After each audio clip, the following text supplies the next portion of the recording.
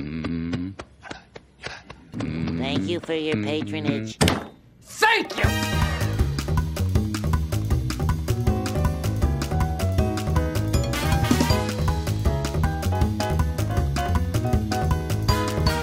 What's up, guys, and welcome back to another episode of Mentally Gone Reacts. My name is Callie Lacerda. And I'm Gabriella Lopes. And today we'll be jumping into a brand spanking new universe. Which is? Dune. Dune. Which reminds me of, because I've been on TikTok way too long, it reminds me a lot of Boom or Doom. Comment below if you guys know what I'm talking about. It's like, we're Costco guys. Of course we're gonna whatever. It's like double chunk chocolate cookie. It's a double chunk chocolate cookie. It's like I've been way too like I feel like my brain, I feel like half my brain is melted away because of all the TikTok and just scrolling, and I feel like, oh my God. So I just want us to just do reactions forever. Yeah. And not have to kind of like be susceptible to all of these like trends on freaking, oh my God, it's so soul numbing. But anyways, beside the point, this is a brand new universe. A lot of people have been leaving comments under our videos asking us, please react to Dune. Dune would be a nice, somebody said that it would be a nice preface, I guess, or an introduction to a similar style of sci-fi that is Star Wars, which we plan on also getting into the whole universe of Star Wars on this channel. And then people said that basically the author, if I'm not mistaken, of Dune is the grandfather of all of the similar types of sci-fi. So he's the one that basically inspired George Lucas and inspired all the other children of that same kind of intergalactic traveling spaceship thing. Nice. You know?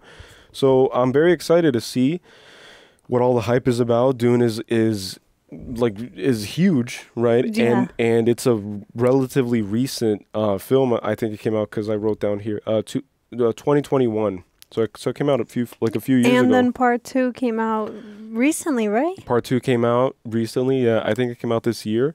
So we don't have to wait to watch part 2. So we'll watch part 1 and then we'll watch part 2 and give you guys our thoughts on it. If you're new to the channel, what we do here is we react to a film, we watch it, and then at the end of the watching portion of the video, we give a in-depth analysis. Oh, bless you. Thank you.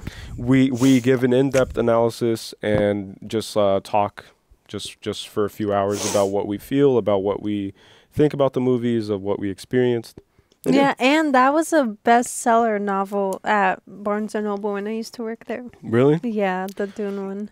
And apparently people are very sad because the author of Dune, he was supposed to write like one last book to close out the whole saga, but then he passed away before he could complete it. So recently? Well, I don't know when he passed away, but he's not with us anymore. Oh, wow. And then the last book apparently closes on a cliffhanger. Wow. So it's one of those cases where like you like the creator isn't there anymore to write to tell us how he wanted it to end. Well, maybe there's a good purpose for that then.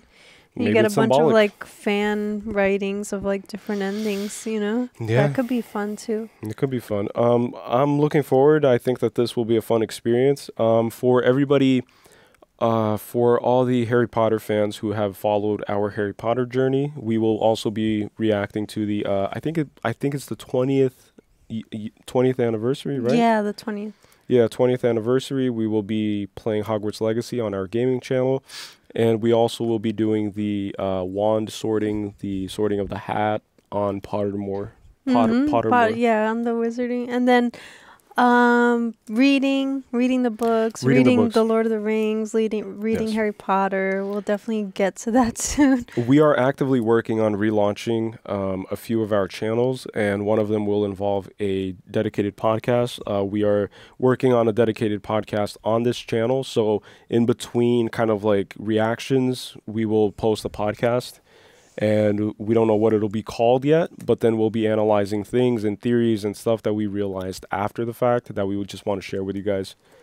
Yeah. Yeah. Okay. Yeah, sounds good. So with that being said, I'm excited to watch it. I have no idea what it's about other than that there's like sand dunes, which probably is where the name is from. It's like sandy desert. It features Sandy Cheeks from SpongeBob, and I think that's lay back and take yeah. With that being said, thank you so much to all the people on Patreon who have been supporting us on Patreon and who enjoy the work that we're trying to do here. Early access and full uncut reactions will be available there. You do have to have your own personal copy of each film and everything that we react to. But we provide timestamps so that you can sync up your copy with our copy. And it'll feel like we're just watching it together and hanging out. All right? Let's go. Let's do it. So with that being said, let's just jump right into it. Dreams are messages from the... Okay, I already have a note.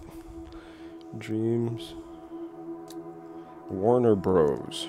Yeah, Warner Bros. Is great, huh? They're the people behind Harry Potter, right? Yeah. Our planet Arrakis is so beautiful when the sun is low.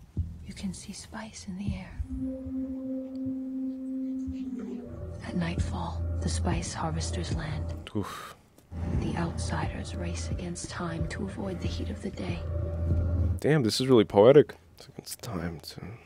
They ravage our lands in front of our eyes.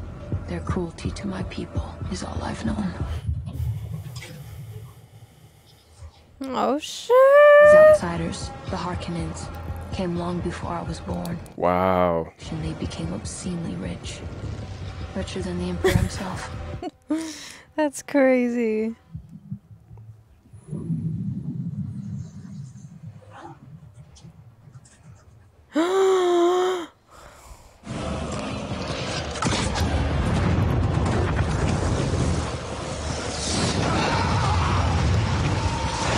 So they're resisting the colonizers, right? Yeah. But one day, by imperial decree, they were gone.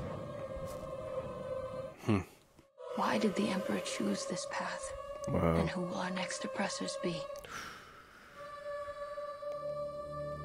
Wow. Who will our next oppressors be? What an Dude, opening. saw how they came out of the sand? Yeah, ambushed. That's like the future of Alexa. That's where we're headed to. It's like a 10,000. 10,191. Caladan. Caladan. Homeworld of House Atreides. My name's Callie. I'm from there. Caladan. Caladan. Caladan. Father wants you in full dress before the Emperor's herald arrives. Full dress. Military? Ceremonial. Got a bonsai tree. If you want it, make me give it to you. Use the voice. Mom, I just woke up. Give me the water. The glass can't hear you. Command me. What's going He's using the voice, but I can't hear anything. on? Maybe that's the point. Yeah. A lot of bonsai trees. Matador. Give me the water. Wow. So it's like mind control? I know Jesuit skills take years to learn, Paul. You look tired. Bene Your Gesserit. dreams? Oh, he's having visions of the girl. Only the native tribes known as the Fremen have adapted well enough to survive. Fremen. Eyes of Ibad. Little else is known of the Fremen, except that they are dangerous and unreliable. For the Fremen, spice is the sacred hallucinogen, which preserves life. What? For the Imperium, spice is used by the navigators of the Spacing Guild to find safe paths between the stars. Wow. Without spice, interstellar travel is impossible, making it by far the most valuable substance in the universe. That's crazy. Oh my gosh, look at that. That's incredible. I'm assuming this is the Emperor, right? Well, I was like, I thought they didn't have faces for a second. No face. It was like freaking me out. It's like aliens. I'm assuming that's his dad. Yeah, it seems that way. Because his dad told him to suit up, dress up. Smile, Gurney. I am smiling. Sounds like Kanye. Traveling all this way for this formality. 3 guild navigators, a total of 1.46 million, 62 salaries round trip. What the heck was that? Did he just like tap into something? He's like, yeah, he just got possessed for a second. That's how he does math. Is this the Emperor? House Atreides shall immediately take control of Arrakis and serve as its steward. Except We are House Atreides. There is no call we do not answer. There is no faith that we betray. The Emperor asks us to bring peace to Arrakis. House Atreides accepts! Wow. So much going on already. I know. If I try to write it all down, I'm going to miss the movie. He said Lion Throne. He said a bunch of stuff. Mm-hmm. The Council. Your seal. Your seal is the ring.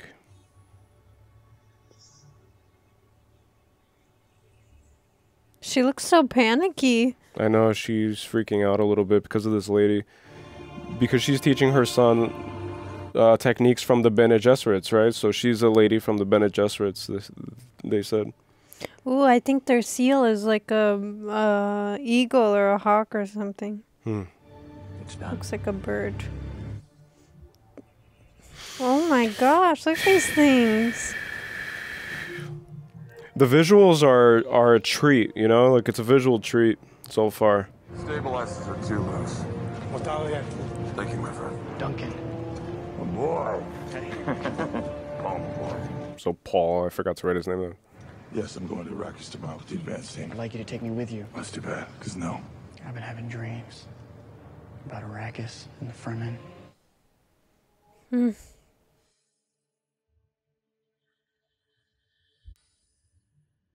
So he's been having dreams about the girl, the Fremen.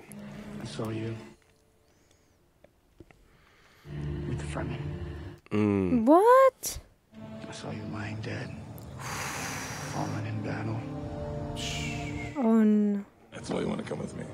Dreams make good stories. Everything important happens when we're awake. That's when we make things happen. Put on some muscle? I did? No.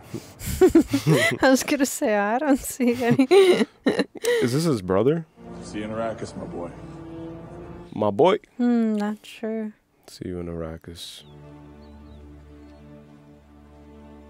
Highly symbolic so far. Like, I'm thoroughly enjoying this because I know I'm gonna love this. Yeah. The opening 5 minutes or 20 minutes is crazy already. Damn, look at all that water. We'll travel in a few weeks to Arrakis like the rest of us. Life, what is the point if I'm not allowed to face You some know actual why, risk? Paul? You're the future of House Atreides. And grandfather fought bulls for sport. Yes. Look where that got him. When we get to Arrakis, we'll face enormous danger. What does that mean? Mining spice, keeping the Fremen in their place? We'd be no better than Harkonnens. No, by making an alliance with the Fremen. Ooh. Here on Caladan, we've ruled by air power and sea power. On Arrakis, we need to cultivate desert power. I want you sitting in on my council. What if I'm not, Dad? What? The future of House Atreides. Leto. Oh, see? I told my father I didn't want this either. It's an eagle, right? I can't tell. I wanted to be a pilot. You never told me that. Your grandfather said, a great man doesn't seek to lead. He's called to it, and he answers. Answering the call. And if your answer is no, you'll still be the only thing I ever needed you to be, my son. Being his son is enough. Can't relate. Wow. Nah, it's alright. I already got used to it. In their memory. This is his ancestry, right? Yeah, look at that. Look at these sceneries. It's crazy. Insane. Are you the new weapons master? Duncan Idaho gone. I must make do as best I can. Choose your blade. I've had quite a day, Gurney. Give us a song instead. Ooh.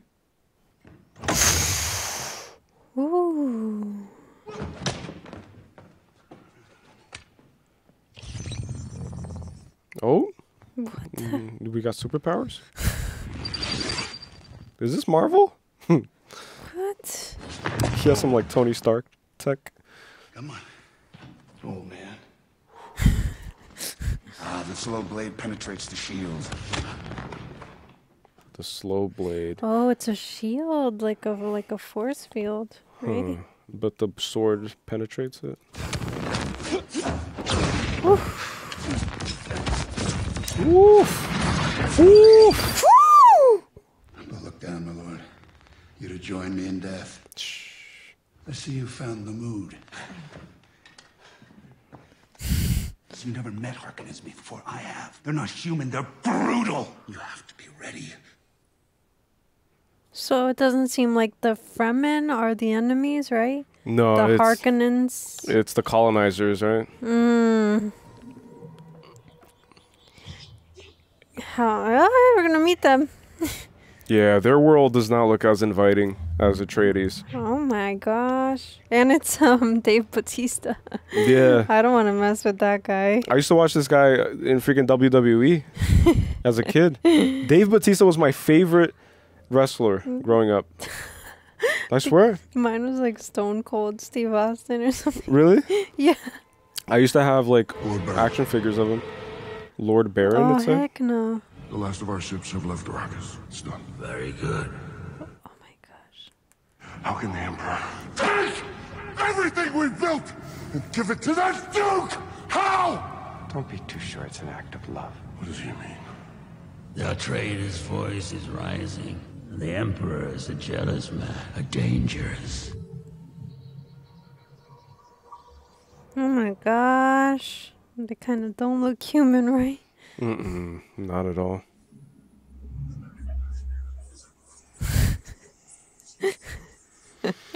So far, I'm completely mesmerized.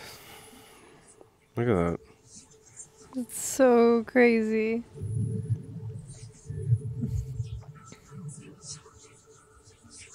Oh, this is the mother, Jessica, right? Mm-hmm. Lady Jessica. Ooh. Paul, wake up. He has to learn the voice. The Reverend Mother Guy Salemoheim is here. Helen. She was my teacher at the Bene Gesserit school. She's now truthsayer to the Emperor himself.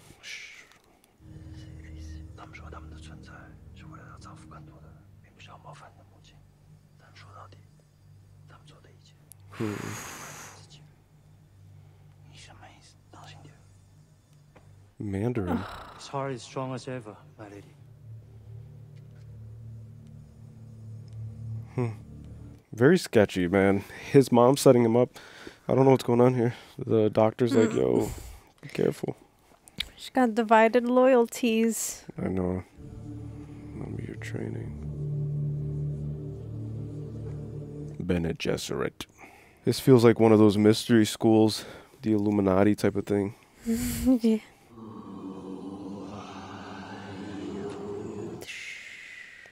Defiance in the eyes, like his father. Leave us. You must do everything that my Reverend Mother tells you. You dismissed my mother in her own house. Come here. Kneel. Oh my gosh. How dare you use the voice on me? Put your right hand in the box. Your mother bade you obey me. I hold at your neck the Gom Jabbar. Poison needle. Instant death. What? The test is simple. Remove your hand from the box, and you die. What's in the box? Pain.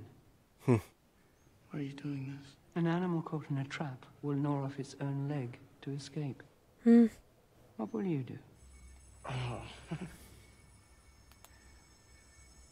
It's gradually increasing. This is philosophically deep, this concept. Oh, she feels the pain too? Oh my gosh. The mother feeling the pain of the son. Silence. Wow. It's not fear. Fear's the mind killer. Wow.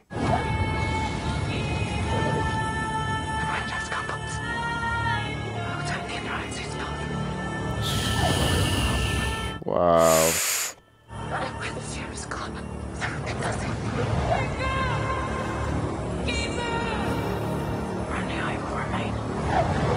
The soundtrack is beautiful. This scene was beautiful. You inherit too much power. No, because I'm a Duke's son. Because you are Jessica's son. You have more than one birthright, boy. Jessica, you've been training him in the way. A girl on Arrakis. Have you dreamt of her before? Many times. Do you often dream things that happen just as you dreamed them? Not exactly. Goodbye, young human. I hope you live. That's an interesting thing to say. He wields our power. He had to be tested to the limits. So much potential wasted in a male. Oh. If he is the one, he has a long way to go. His sight is barely awakened, and now he goes into the fire. But our plans are measured in centuries. We have other prospects if he fails his promise. Wow, she wasn't supposed to teach him? Yeah. Let's hope he doesn't squander it. So the Bene Gesserit is mainly female-based, right? Yeah. It's like all the members seem to be females. It's like a sisterhood. Mm-hmm. Who's responsible for the soundtrack? I know, right? Oh my god, from the moment it opened. It's like climatic, and then it gets so quiet and silent. And then it goes, wah!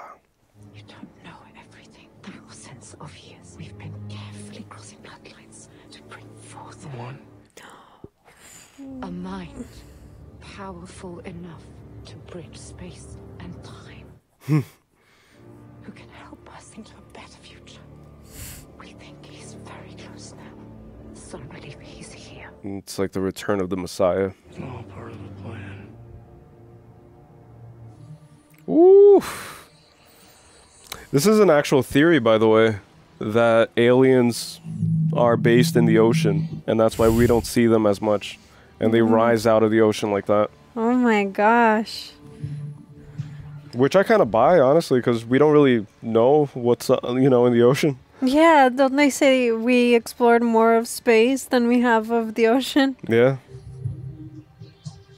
I would love to travel to places like this, in like Scotland, Yeah, where was this filmed? It seems like it's Scotland or something.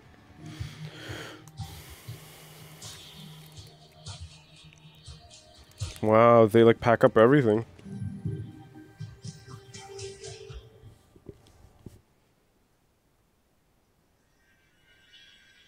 Wow, look at the color. They kind of look like chess pieces. Yeah. Shield.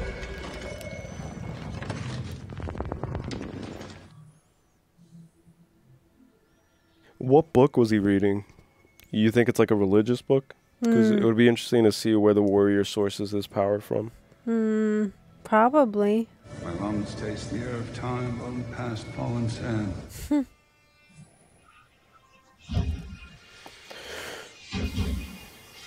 I really love the costume design. Yeah.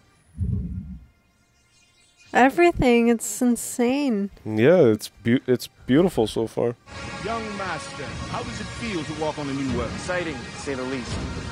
My lord, my advance team has secured the city. We're still smoothing out a few rough spots. My lady. So they view cities as entire planets. Yeah, and they travel through space to get to each planet, I guess. Yeah, and they use the spice apparently to bridge the gap between time and space. Lisan al-Gaib. Lisan al-Gaib. Lisan al-Gaib. I have to write that down because they're repeating it so much. Lisan al-Gaib. Let's get you out of the sun. The heat can kill in this place. He can kill. Oh my god, look at that. What? That's like a dragonfly? I was about to say, I was trying to... Yeah, look. It's exactly like a dragonfly. Wow, even the way it flaps its wings. What are they shouting? Lisan al-Gaib, voice from the outer world. It's their name for Messiah. What? That means the Bene Gesserit have been at work here. Planting superstitions. These people have waited for centuries for the Lisan al-Gaib. They see you, they see the signs. You see what they've been told to see. Wow, this is like priming. It's like what the religions do, Interesting, man. Holy shit. She said voice from the outer world, right? Yeah. I'm Messiah. almost a full page already, and it's not even halfway through the movie. Pretty wild. Yeah, this time I'm just like paying attention so much because I'm trying not to take notes. Yeah. Because it's a lot just bombarded, which is why we're going to do the podcast. Yeah, that'd be fun. Protects the city from the weather and the worms. What are these worms? Yeah, like what? Oh, it's like a walled city. Oof, it's huge.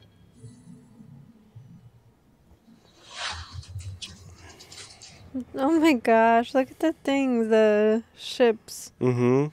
This kind of looks like one of those Mayan temples, the way it's built. The locals call the big one the Hand of God.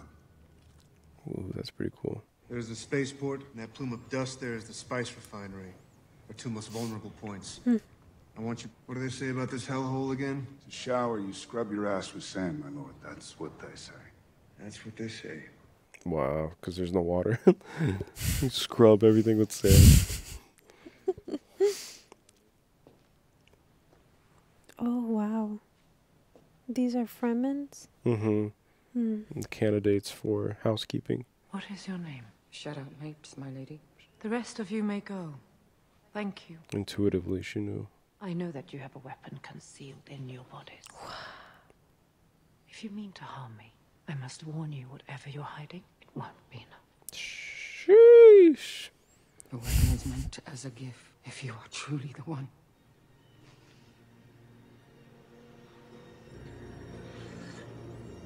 Ooh. Do you know this? It's a Christ knife. Christ knife. Like a crystal? Mm-hmm. That's what it looks like. Be ready for violence. It's a maker. Maker of the deep desert. When you have lived with prophecy for so long, the moment of revelation is a shock. Oof. Is that Al-Gaib? A mother and the son? It is yours. Sheesh. Full chills, man. Oh my god. Whoa. It's a tooth of a worm. That's what they call them, right? The Shai Halud. Uh-huh. And look, the same little books. Oh, man. Oh my god, this movie's insane. What kind of worm is that? Did you see the size of the teeth of the worm? I didn't know worms had teeth. The worms I've seen are used for fishing. I don't like thinking about worms with teeth. I don't like that at all. Look, palm trees. The palm trees are very symbolic too, especially in ancient Egypt. Look at them. They're shouting it to him because of the Ben Gesserit, right? Mm-hmm. I don't know date palms could even be found out here. These aren't indigenous. They can't survive without me. Each one of these drinks every day the equivalent of 5 men. 20 palm trees, 100 lives. Wow. Should we remove them? Save the water? No. These are sacred. Old dream. Very cryptic, but I think I'm following so far. That kind of looks like a worm. Yeah, it is. Look. Wow. To avoid making rhythmic noises which attract the sandworms, the Fremen cross desert spaces. Look at the catfish you saw. Sandwalk, a dance-like motion with irregular rhythm, which emulates the natural sounds of the desert. What? Such as saguaro, burro bush, sand verbena, and incense bush. Look, it's a rabbit. These plants cling to life in a parched, nutrient-poor landscape. What's that? Oh, it's like a spy or something. Look at the koi fish. Yeah, I thought it was catfish, but I think it's koi. Oh, actually, yeah, you might be right. This is like a drone. I'm thinking it's like a spy cam or something. Yeah, like a drone, like a spy drone. I agree. Oh, he doesn't have his shield. Ooh, and it has like a needle to it. You think it's poisonous? Oh, it's gonna fly at us. Look at his eye.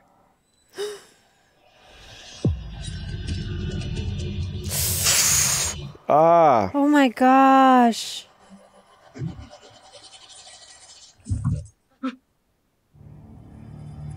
It's a hunter seeker. The operator must be nearby. Ooh. Sire, I failed you today. There's no excuse. You have my resignation. Sire, my honor demands... They tried to take the life of my son! I don't give a damn about your honor. You want absolution? Go catch some spies. Your Grace. Oh my god. What is that? Our pet doesn't understand your language. Get out! It's like a spider. The Weaver of Destiny. It understands.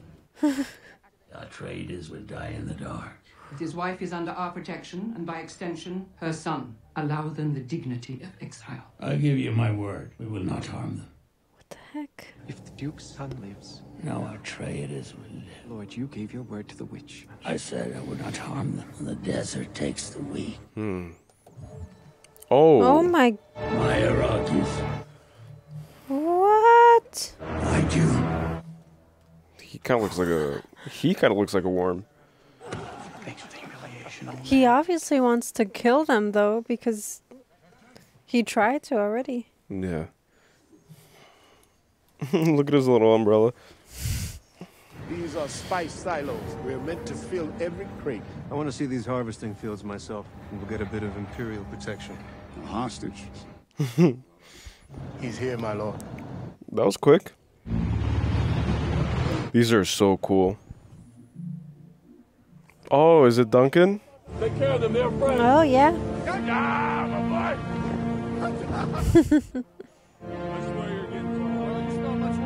It was like 1 week, right, or 2? Yeah. 4 weeks. How was it hidden? It's underground. Arrakis is filled with caverns. Say 10,000 people, and there are hundreds of sieges. You were right. The Harkonnen estimate was 50,000 on the whole planet. The Fremen watched me search for them for days. I never saw them.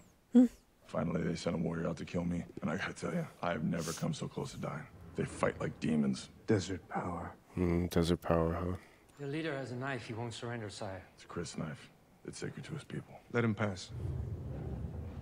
Let's see who this warrior is. Oh, I thought it was this dude. Yeah, I was like, this guy looks kind of regular.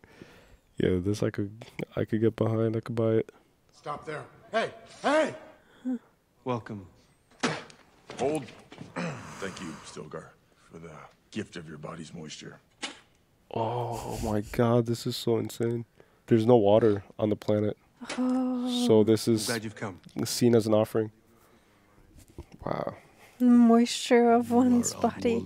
You come here for the spice, you take it, giving nothing in return. Do not seek our sieges. Do not trespass in our land. The Emperor has given me Arrakis. I cannot promise not to travel into the desert if duty compels me. But your sieges will be yours forever, and you will never be hunted while I govern here. That's very honorable. I must go. Won't you stay? We would honor you. She. Recognize you. You think he dreamed of him, maybe? Maybe they can communicate their dreams. True. That's a Sanctuary. You admire them. I do. They're fierce, but loyal. They're tuned to the desert, part of it. Ooh, the sound design is crazy, man. Look at that. Oh, it's like an air balloon. A hot air balloon. And you can kind of always see how hot it is, too, by the heat stroke. Yeah, I was going to say that. You're the Imperial ecologist. Thank you for the still suits. With your permission, sire, I must check the integrity of your system. It's all right. This guy doesn't trust anybody. Yeah. Definition of trust issues right there. A still suit is a high-efficiency filtration system. Even this early in the morning, you wouldn't survive 2 hours without one of these. Inside the mask, you'll find a tube to allow you to drink the recycled water. Wow. In good working order, your suit won't lose more than a thimbleful of water a day. Most impressive. Let's have a look at you, lad. That's interesting. Why don't we have these in real life? Yeah, you drink your recycled sweat. Your desert boots are fitted slip fashion at the ankles. Who taught you to do that? Seemed the right way. It's like he's been here before. I was a little boring to them.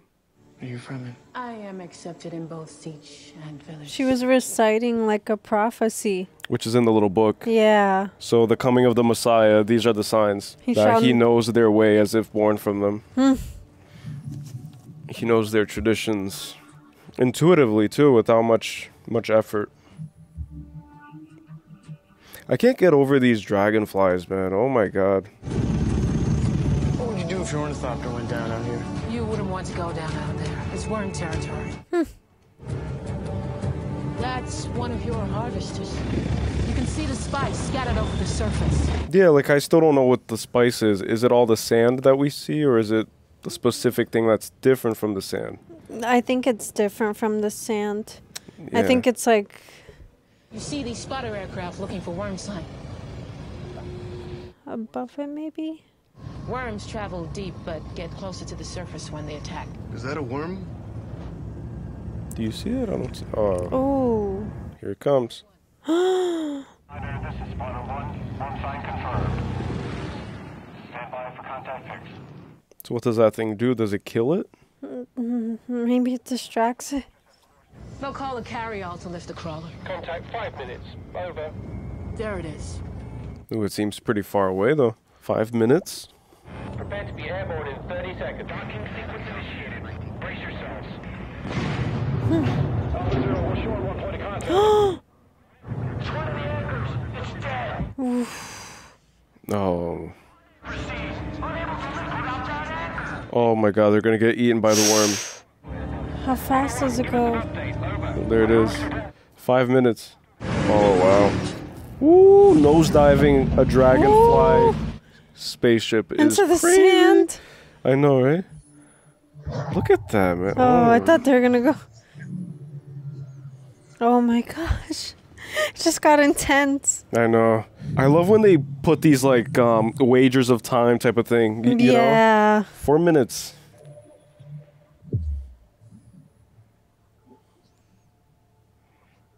Oh, he's walking in a rhythm. Aren't you supposed to walk kind of dancing around? Yeah. Oh, look, the spice has like a different color. It's like orangey, right? Mm-hmm. Yeah.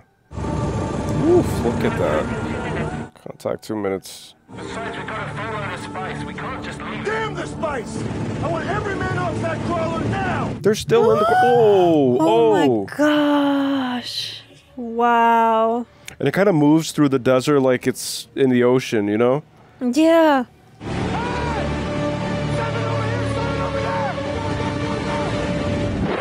Oh. Oh no. Oh, do you think he's like consuming the spice? Probably, right? Because it gets in your nose? Yeah. He's hearing voices.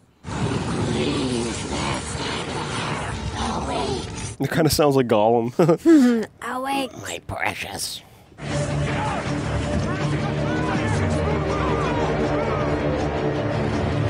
Oh, the workers are Fremen, right? Yeah. I didn't know that. I thought it was his... Well, it's not his men. I knew that it wasn't, but I didn't think about that. Where's Paul? Oh, that's what he told him when they were dueling. Oh my god. Holy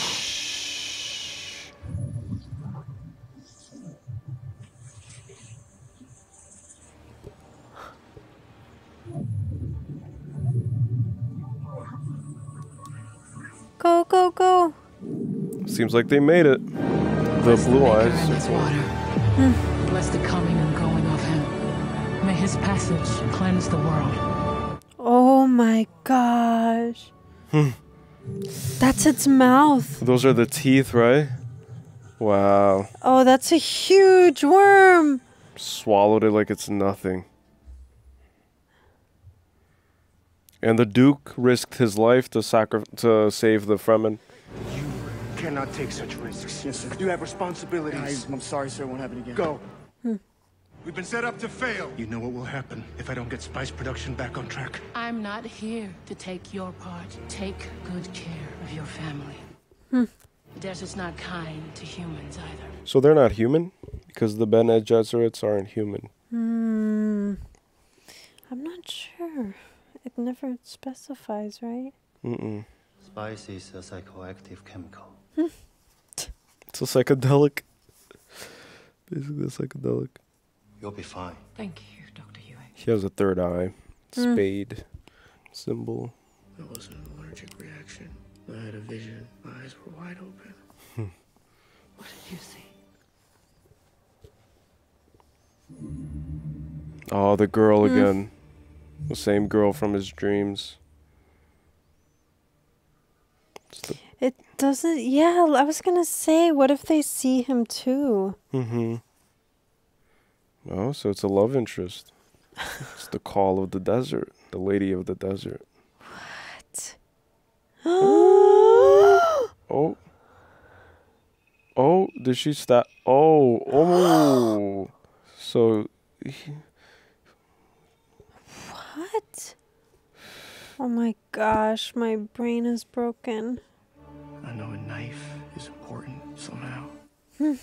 Someone will hand me a blade, but I don't know who, or when, or where. Wait, does that... I know you're pregnant. You can't know that. I barely know that. It's only been a few weeks.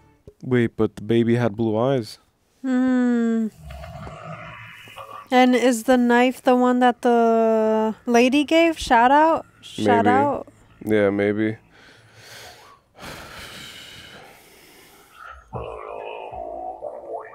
The guttural throat chants are very fitting. It's very psychedelic. Oh, is that blood?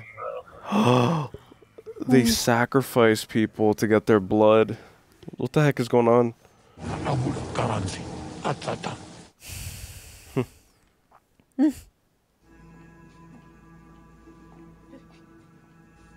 She's definitely going through a bunch of stuff, huh? Whew. I can feel her anxiety. It's like you can, like, it's palpable. Like, you could tell by the actress. She's really good at displaying her stress. You can see it in her eyes. There's something you need to know about Paul. No, don't think I want to know. If anything happens, will you protect our son? With my life. I'm not asking his mother, I'm asking the Bene Gesserit. Oof. Will you protect Paul? Why are you having these thoughts? Later, this is not you. I thought we'd have more time. What is going on? Oh, look, the bull. Yeah, that was in the opening scene. The bull and the matador. Have a good night, Master Paul. Good night, Dr. Yue.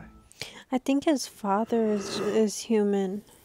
His father, right? Yeah, and then him and the mom are considered something else, I suppose. Not like that. She's massaging his third eye. So they're not married. Oh, no. Oh, gosh. So much for... Who is that?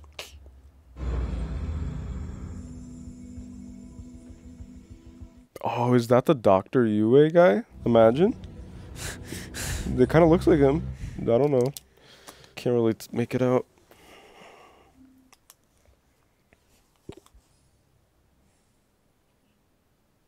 Security. Security. Security's gone. You're all alone, buddy. What is that? Oh, gosh. Oh, it might be a... Oh, wow.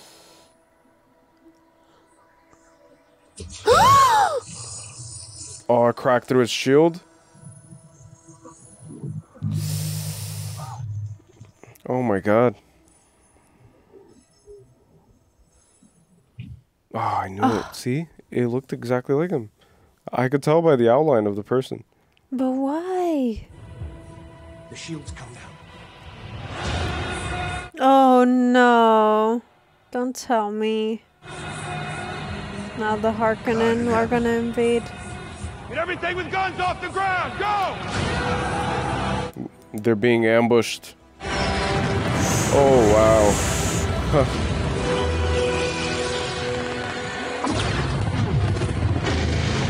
Ooh.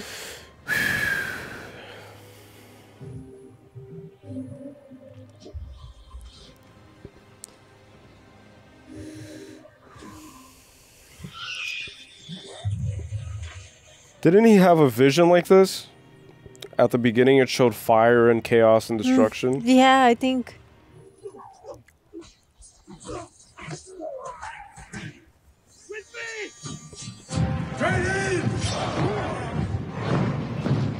They seem outnumbered though. Way outnumbered.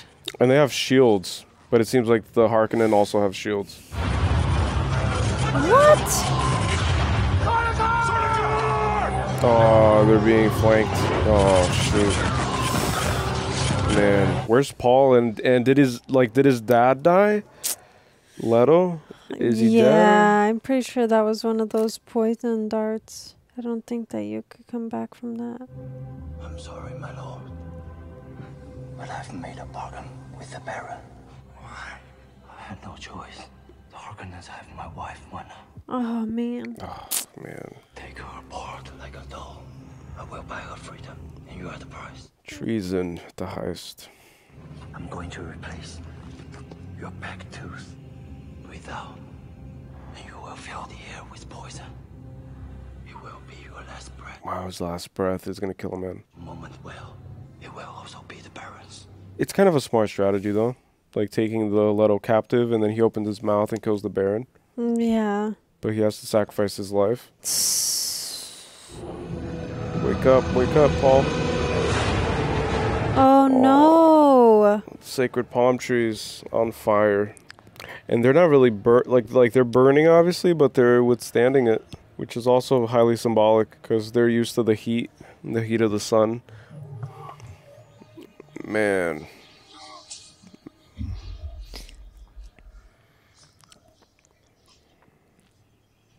Well, the Harkonnens don't do well in the sun, it seems, because they waited until nightfall.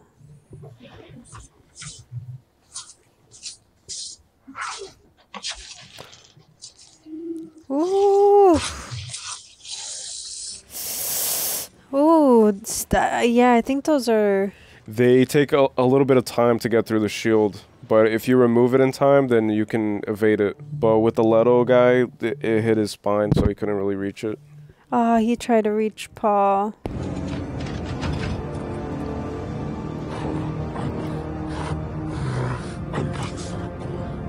What?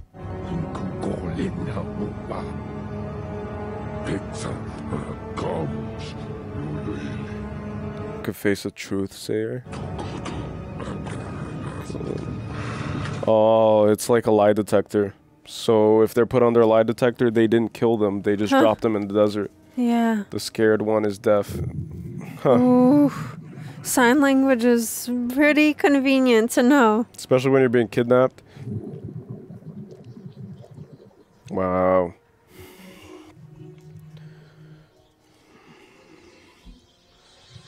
Alright, so he's searching for Paul. Damn, the volume's crazy. Oof.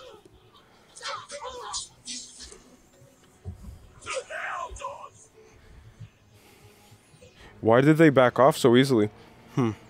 They're probably scared, like the mom said, right? Yeah. Oh.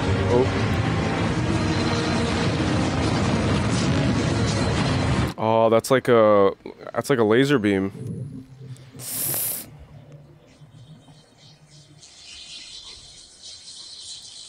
Oof. My question is, where are the worms when all of this chaos and all of this rhythmic sounds are happening? Like, why aren't there 100 million worms surrounding this place? I think this place is protected, I guess. Oh, is it? Oh yeah, by the wall. But still, like I don't know. Oh, look at the tall. Speaking of the worm, there's the worm right there. And this worm too. Yeah, the snake. He's a snake.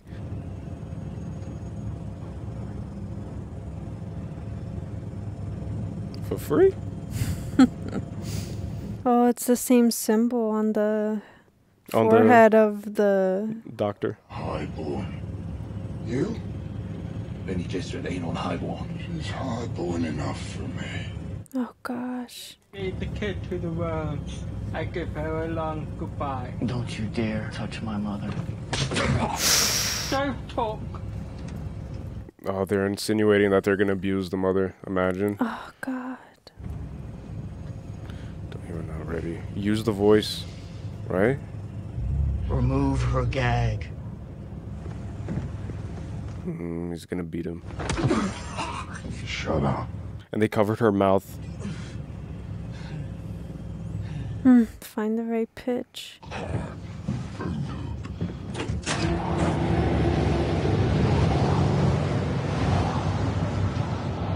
Come on.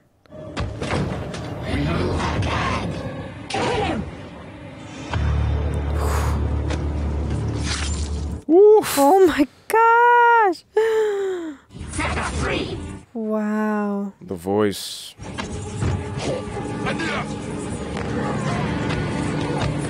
Woof. Woo! Don't mess with the voice. The voice is so cool. Negócio aqui é bruto. Was too forced. Too forced. It You worked. did it still. Yeah, it worked. Now drop them off for the worms, right? It's a front kid. Oh, it's making too much sound.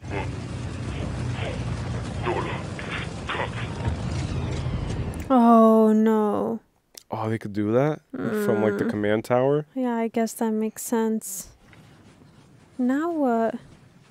Are they running in like? I keep thinking about what he learned about the worms. The mother and son escape.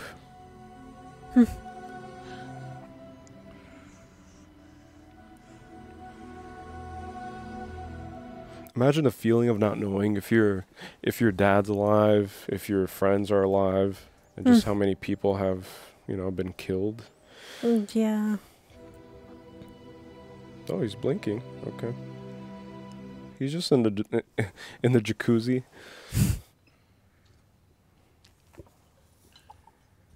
Oh, he's naked. What the heck? And paralyzed. You have a wonderful kitschy cousin. His cousin. They're all related? I didn't know that all the houses are related.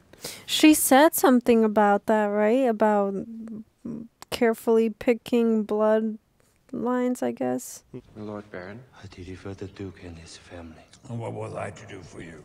Deliver my wife from her agony. Yes.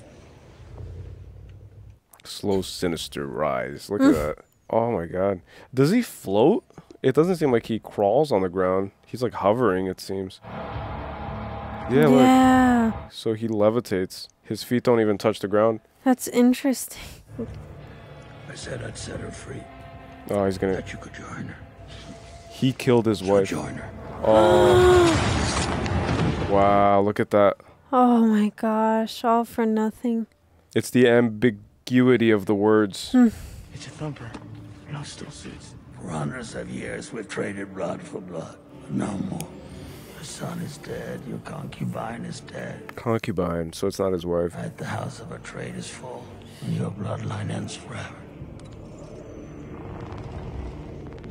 Wow, he's so cowardly that he turns on his shield to get closer to him. You see that? A man who's naked. He's scared of a naked man. Ooh, that's profound. Scared of a naked man.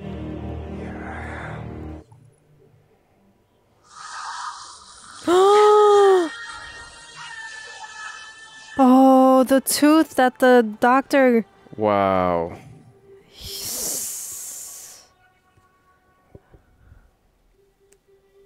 The ring. The tooth. Eye for an eye, tooth for a tooth. And she's pregnant too. One ring to rule them all.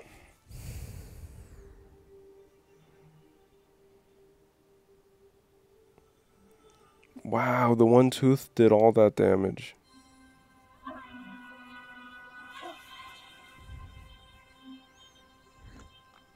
And she's the great ancestor, right? Like, in the sense of like a symbolism. Yeah. She's the African ancestor. The lady of the desert, the lady of the waters. Oshun. Who is this, Duncan? Yeah, maybe. Yeah, nice. Kinds. It's not safe for you here. Will you tell the great house of the Landsrat how we were betrayed? How the best of them were murdered? I am commanded to say nothing, to see nothing. The Emperor sent us here to die.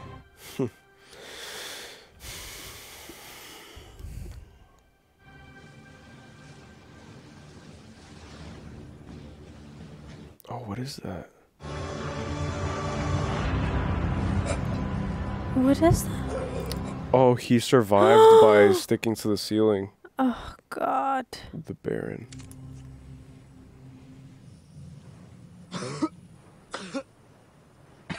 Spice in the tent. You could see the spice.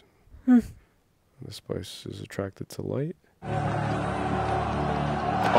wow. Wow, look at that.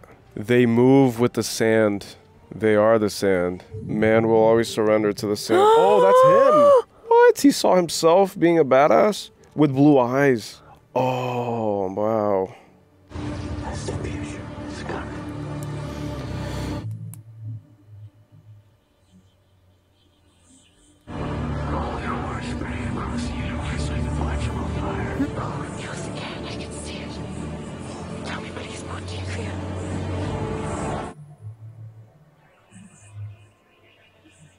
Wow. A warrior religion that waves the Atreides banner in my father's name.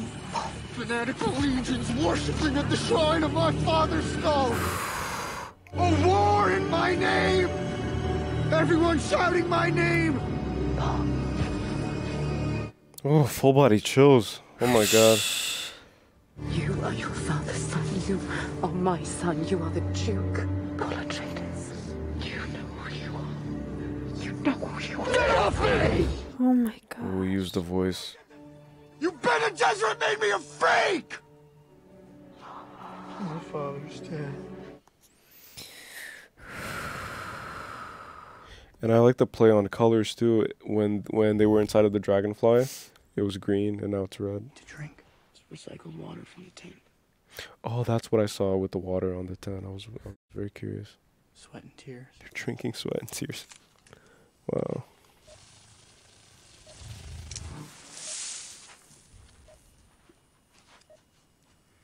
The red in the tent might indicate that they're vulnerable, just like with their armor suits. Yeah, that's true. Wow, look. Like a little rabbit. Ooh, look how much it's sweating.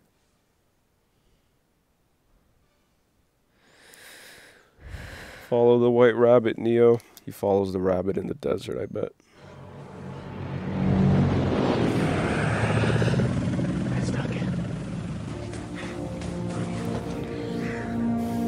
I still don't know who Duncan is to them. I think he's just like a mentor for him. Yeah, like a big brother. Yeah. What says the Judge of the Chain? The Emperor forbids me from saying anything at all. And yet you risk your life to help us. Judge of the Change. Hmm. So she's kind of like a threshold guardian, I suppose.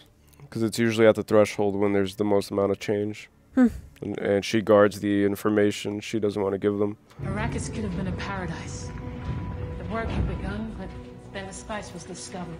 Suddenly, no one wanted the desert to go away. Tanak, will you find still suits to fit our visitors? Yes, Liet. Shamir, coffee service, please. Of course, Liet. Wow. Luscious greenery. So they know how to sustain themselves in the desert.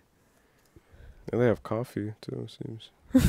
Oh, that's good for you. Nothing like spit roast coffee. Nothing better. I have a lot of saliva to supply. I know, you do. Would you bear witness testify that the Emperor has moved against us here. The Emperor feared the Atreides. He brought you here to kill you. What don't you understand?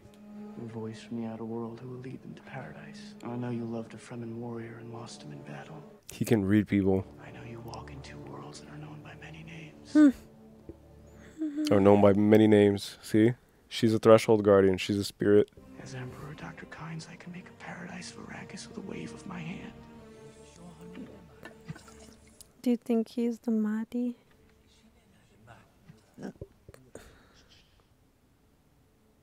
Oh, these are enemies? Seems that way. Look how quiet. Yeah, this looks like the Vision.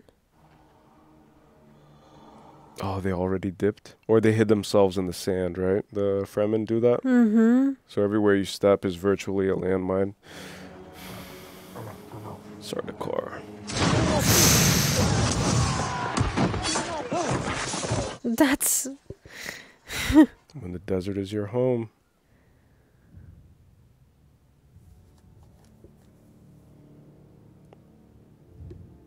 Oh no. He had a vision that he died. Right. With the Fremen, remember? Mm-hmm.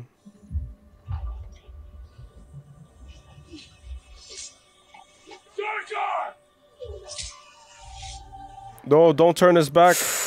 Don't turn your back. He's locked the door.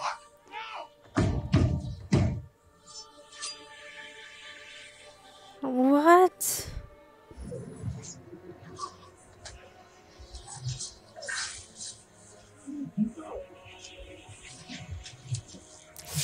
He's doing a lot of damage, though.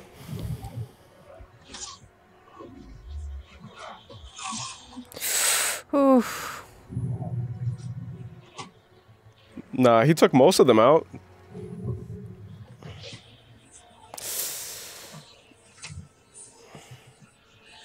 Oh no.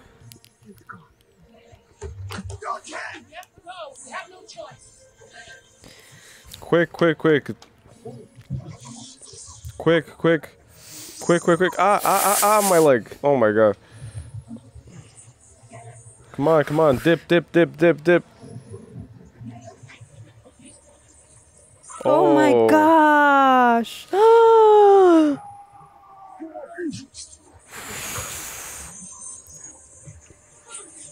He's buying them time. Wow. That's a warrior right there.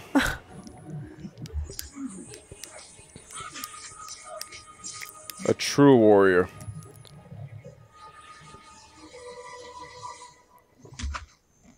Wow. Where's the other warrior? The old man. I could hear your footsteps, old man. Oh, Gurney? Gurney. I have to write his name down. I didn't write his name. That's what. Actually, I did write his name. I'm not sure if he ended up dying or not. You're not coming with us. It only seats 2. I'll go to the next station and report this attack to the Landsrat. How? I'm Fremen. The desert's my home.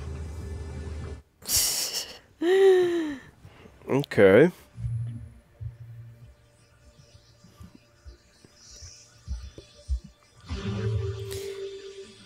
I wonder what the nose plugs are used for. Maybe to not inhale the spice, right? Oh, probably. Because of it being like psychoactive. I wonder if the spice is what makes their eyes blue, though. Because Paul's eyes were shown in his vision to be blue. So maybe he inhales it so much that he becomes one.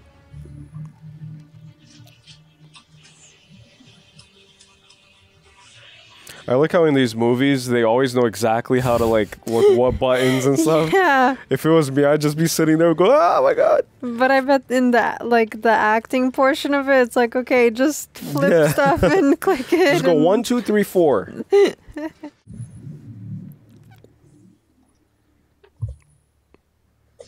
Oh, it's probably calling the worm. With the rhythmic. Calling it. Yeah, with the rhythmic thing. It's like a heart. Yeah, it's a heartbeat. What is she doing? A smart idea would be to weaponize. Oh. What? Oh no. God, you know you love.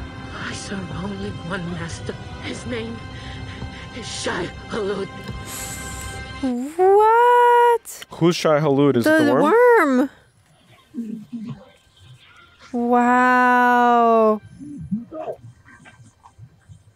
The worm is the master. Oh my gosh. Wow. Oh my goodness. I was about to say like it would be smart to weaponize the worms against the Emperor, because it's the one thing that he doesn't have dominion over and true power over in the natural world.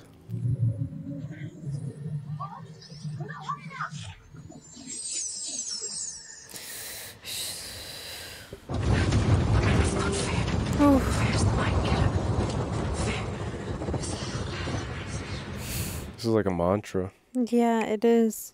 A process that cannot be understood by stopping it. We must move with the flow of the process.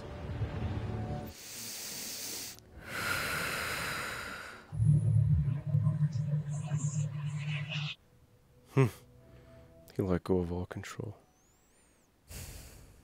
Yeah, what happened to the Baron? These bald people are really scary. I'm sorry. They're very scary looking. Hey, don't say sorry, because his healing isn't complete. What the heck? Oh, he's like submerged in there. In black and like oil.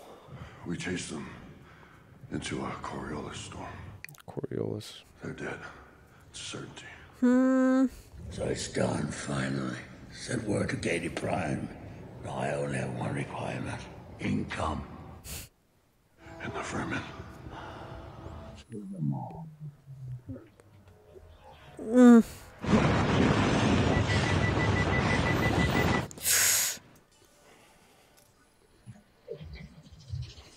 And this is all inside of a storm. Yeah.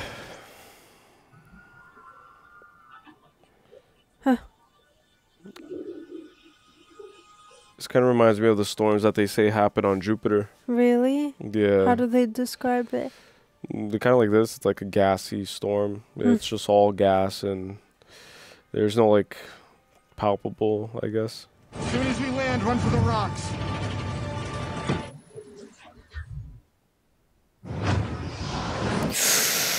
Ooh, he could still land it. Maybe, kind It's of. gonna land. Either way, it's gonna land. Yeah, it's gonna crash land. Oof, I would have thrown up already. I get motion sickness by like staring at my phone for 4 seconds inside of a moving car. Oh gosh. Imagine this. Find cover. Yeah, and the heat too, right? The heat of the sun.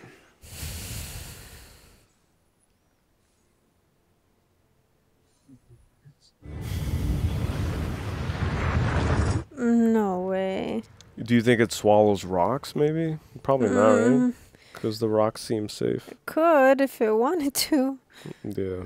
Now we have to find the Fremen. Are you good? They find the Fremen, or do the Fremen find them? Because Duncan said he was wandering for days. Yeah. And they could be under the sand at any point too. They could be watching them right now. Oh, there it is. Wait, is that Duncan?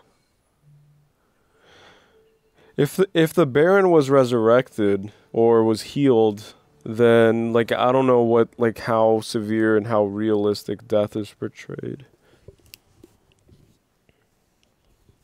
Oh, and she's carrying a child, I forgot.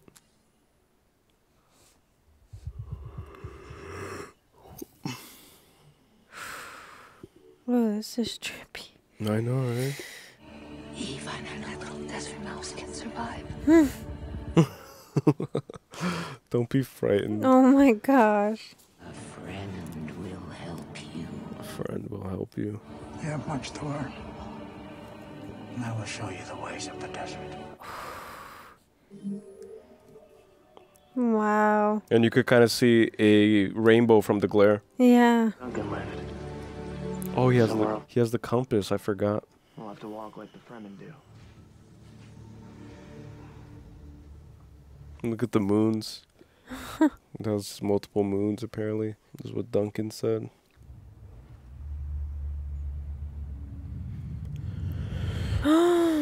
Oh no. I would think that it would sleep at night. Yeah, like when does it sleep? What does it eat? Everything. Yeah. Fish from sand. Oh gosh. Oh no. Oh my god. Look at the reverberations. Oh my god, look at that thing. It's the mouth of death. Holy shoot. Wow, this is our first good look at it. Oh, look at that. Wow. It kind of looks like an eyeball. Yeah, I was gonna say it looks like an eye.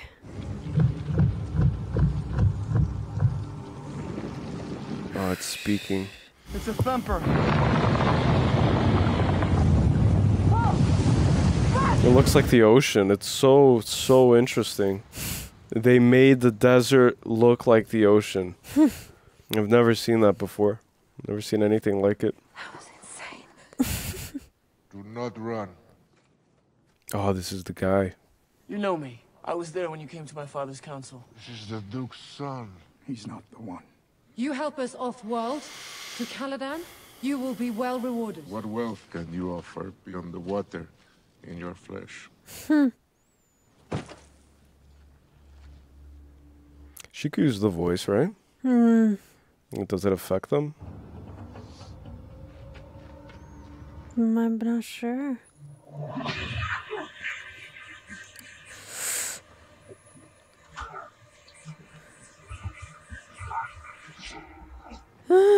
Oof. Peace, woman. Peace. I judged hastily.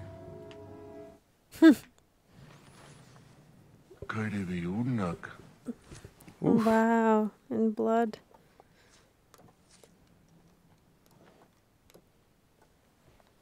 Oh, there was someone behind him. I know those eyes. It's the girl. It's the girl. And he knows them too. A gift. Oh, that's the guy. That becomes his friend, right? Mm-hmm. Follow the friend. Teaches him. Johnny, take charge of the newcomers. See that they are safe on the journey. Chani. I invoke the Untold. You may not challenge Sayadina. Where is her champion? I accept her champion. So it's like a fight to the death type of thing. Oh, it's a lot. It's a lot. This movie is jam-packed, huh? Yeah, it is. With symbolism, the son will witness. Oh, he foresees it. He foresees all the ways that he would...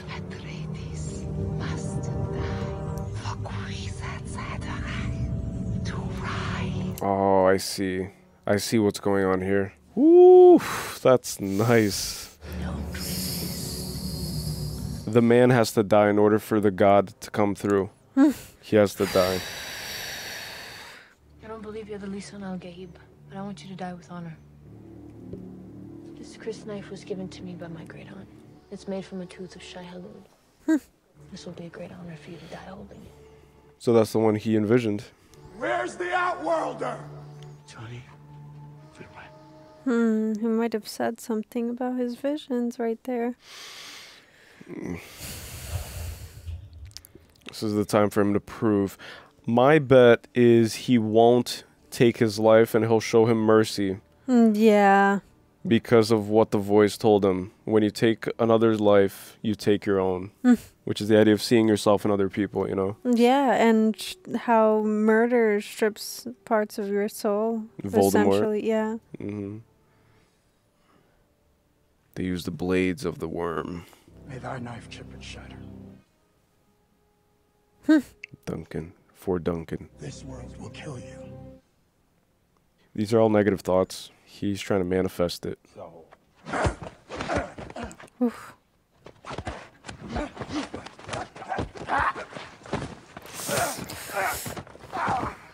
He's good at the leg thing. Mm-hmm. He's done it twice now.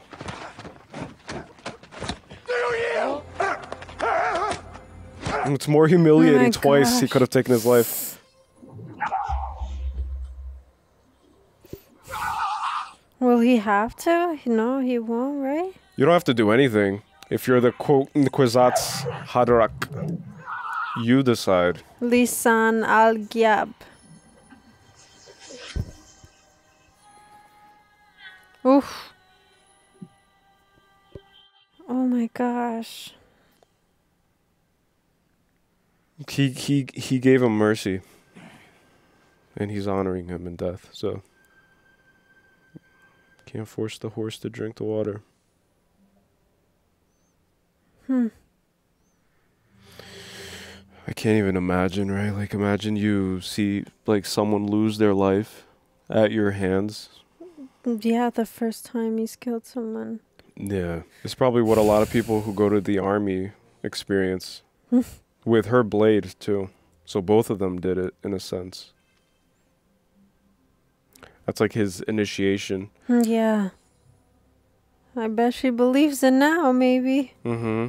I don't think he communicated with her, though, about his visions. He said, like, he just said, never mind, and then they just cut it, right? Yeah. I don't think she knows anything.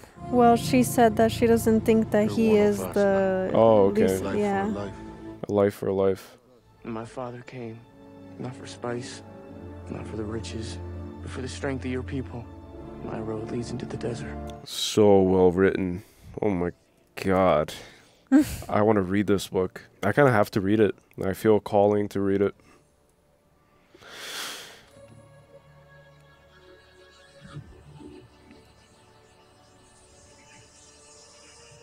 Oh, you can ride them. What? Desert power. Wow. So that they're not afraid of them. No. They live in harmony. They use them as like horses. That's insanity. Wow. There's something about Lady Jessica still that kind of I'm trying to see if she's trustworthy. Yeah, it's the association with the evil witch lady. The Bene Gesserit. Yeah, Or Frank Bene Herbert. Gesserit, I meant. Bene Gesserit, yeah. Ooh, that was crazy. The ending. This is only the beginning. I love that. that. Sets up for the next one, right? Yeah, and in an almost 3-hour film ends with it's just the beginning. I didn't even realize that it was 3 hours. Oh, Hans Zimmer, see? Music by Hans Wow. Zimmer. The same guy who did Christopher Nolan's Batman trilogy. Oh, sorry. Did he do Interstellar? Did he? Yeah, I believe so. Let me just make sure there's nothing left here. Ooh, yeah. I was going into like a trance too with the music. The music makes chants. you feel like you're in a psychedelic I was like, state. whoa, like I was actually, ooh, I was losing it a little. Oh man, it's one thing that I just want to say right off the bat is what I kind of thought of when he killed the guy, right? He gave him like basically 3 strikes and you're out. Gave him 3 moments of surrender, 3 moments of mercy. And then he was obligated by the voice. The voice told him that he has to take the sacrifice. He has to make that sacrifice. Yeah. And then I thought about like what's the value in Paul Atreides in this moment taking the life? And then what hit me was if you want to understand a ruthless enemy who kills for joy, then you have to understand the vehicle of his torment, which is the idea of killing someone. Mhm. So you have to experience the act that your enemy indulges in. You know, so you have to experience death firsthand by your hands Mhm. and have the feeling that it feels to take a life. And then that's how you know you're different from your enemy. Yeah. Because you won't know if you're different from your enemy who takes lives for fun, who just randomly says, kill all the Fremen. You won't understand the mind of that enemy unless you understand it firsthand. Yeah. You know? That makes a lot of sense. Like, he needs that, especially if he's going to face someone like Baron. himself. In the next one, let's say, right? Just like you're saying, the Harkonnen who that is what they thrive off of. They thrive off of murder and then exploitation of the resources that belong to the desert. Yeah. So for profit. So it makes sense. Like, he has to do this in preparation for the role that he needs to step into. It is an initiation. It is. And that's why they take him in after he kills the guy. But he has to do it that way. And in many ways, the guy that he kills was just waiting for an opportunity to maybe usurp the role of the leader of the group. And so in many ways, it was for the greater benefit of the Fremen. Yeah. That this person who is in defiance of rules, of the one who rules, Paul Atreides basically discarded the contaminated piece within that tribe, the broken link within the chain. Yeah. And so I think it's beneficial. Like, I think in many ways it was kind of like a safe space for him to roll out this new experience, and he had a lot of witnesses, people who bore witness to what was happening. And I think that there's a lot of symbolism about reluctance and then action. Because it starts with him having to assume the role of the Duke of the House Atreides, which his father tells him. He's like, you will become the Duke after me. But then he tells him after the fact that all that matters is that he is his son. But it's like he showed a reluctance to becoming that. And then he also had a reluctance when he was with his hand inside of the box of pain, right? Like, there's the reluctance of whether he would withstand it, and then he withstood it. So then it's this like repetition of having fear or anxiety maybe, and then facing it. So then he had, or maybe not fear, the word for this part where he's... It's more of an anxiety, I think, is a good word for it, because anxiety implies that you allow your thinking mind to overrule action. Yeah. Right? So you become accustomed to overthinking scenarios, predicting outcomes before they even present themselves, like the opportunity to change the outcome. Like you overlook all of that. Yeah. When you're just anxiously thinking. And so it's what you're saying, it's the doing what's necessary in the moment, which is what he did when he killed the guy. Yeah. It's like, it's what was needed in the moment, and he heard the voice.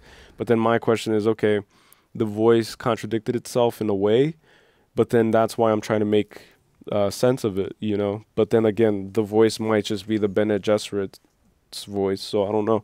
Yeah, that's what I'm trying to figure out. But the voice said that taking a life, you lose your own, right? It said, is that what it said? I don't remember the exact line. A life, yes. Yeah. But then that isn't that necessary? Like on anybody's journey, the metaphorical sense of it, it's that you have to sacrifice yourself. Yes. In order to grow, in order to progress. So it's just necessary. That's what I loved about that, about the dialogue from the voice itself, is I couldn't get the name of the thing right, and I still can't pronounce it. It's Kwisatz, oh yeah, Quetzalcoatl or something. Yeah. I don't know, but I'm just gonna dub it Messiah, right? So because that's what they said too. It's that they believe that the Messiah is gonna return. Paul Atreides, the voice basically said, Paul Atreides must die for the Messiah to rise, right? For the Messiah to come. Yeah. So it's the idea that you relinquish yourself of all identity, all ego, all limitations of what you're capable of within your current structure of framework and outlook of what you've learned up until that point. You have to abandon all hope, abandon all belief, abandon all previous instructions on what to do in life and how to handle things. And that's why when he basically killed himself. Yeah. He sacrificed himself when he sacrificed his initial morals and his understanding of how the desert works. Yeah, And then that's why the leaders said, "Oh, like he's not accustomed in our ways. Like he doesn't understand our ways." You know. But then that proves that he's very adaptable, because he wasn't even supposed to learn the ways of the Bene Gesserit, but then he learns that too. Yeah. And he kind of is mastering it.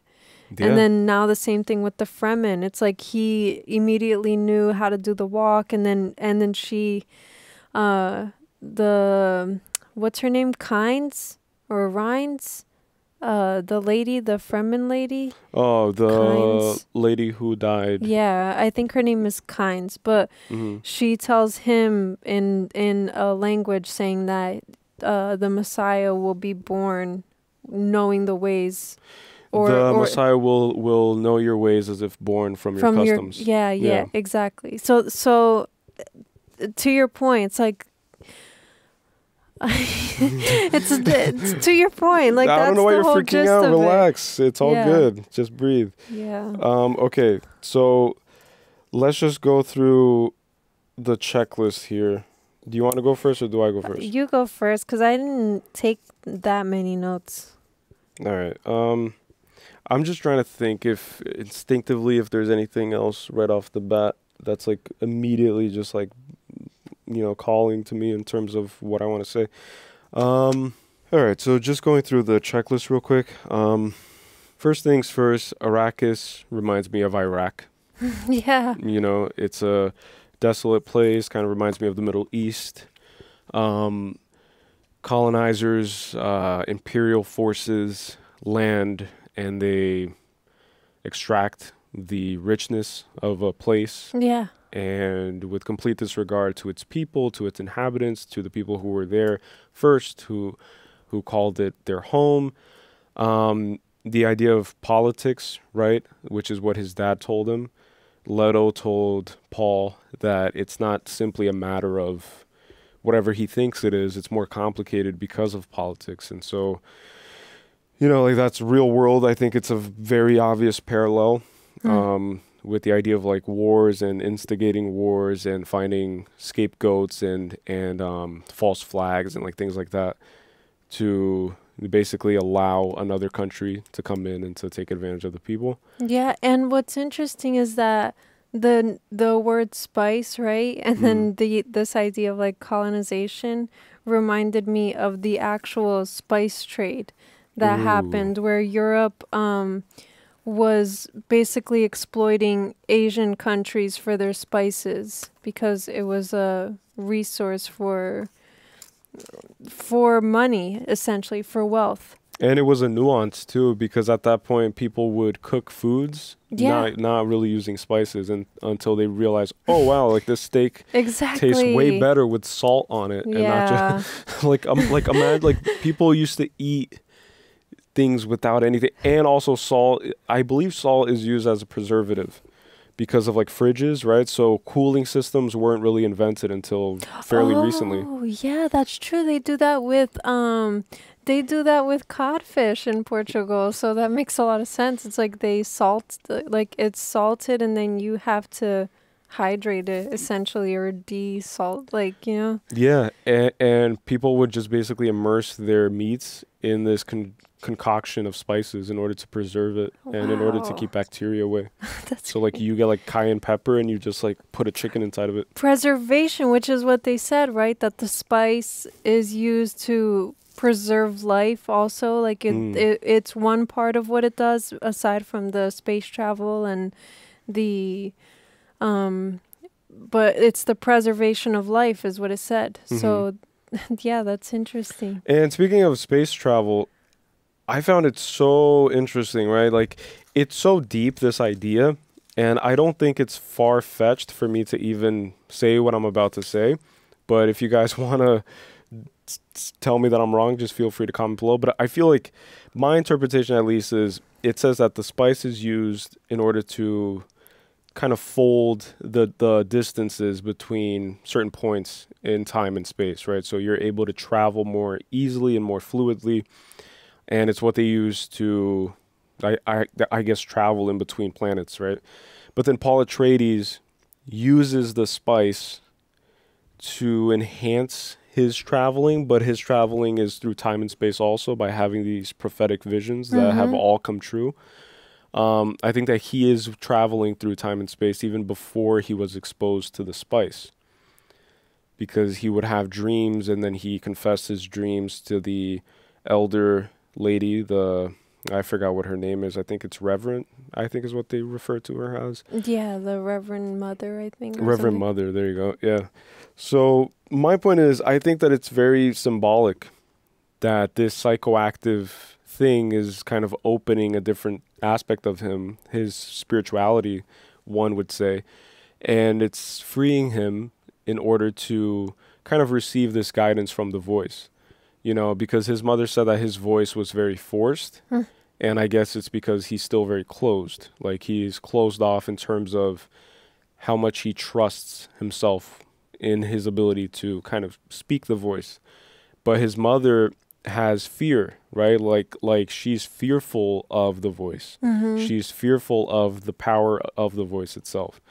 And so she has faith, though, because faith usually presents itself as fear at times, you know, like when you're very fearful of something, especially when you're mortally afraid of something, then you have a lot of faith in the destructive potential of that thing as far as it concerns with you, with you yourself, you know? So that's why they say, like, fear God, and like, you got what I'm trying to say? And I think it absolutely makes sense why she would teach him the voice too, why she would teach him the way of her, of the Bene Gesserit, right? Because then it's basically her way of giving him a weapon against the thing itself too. So if he learns the voice, then he's not susceptible, or rather he can combat it like also as equals, right? Yeah, like, exactly. Like he can confront the okay, so just going through this real quick. I just wrote down all the names: Gurney, the Lady Jessica, Leto, Chani, Paul, and Duncan.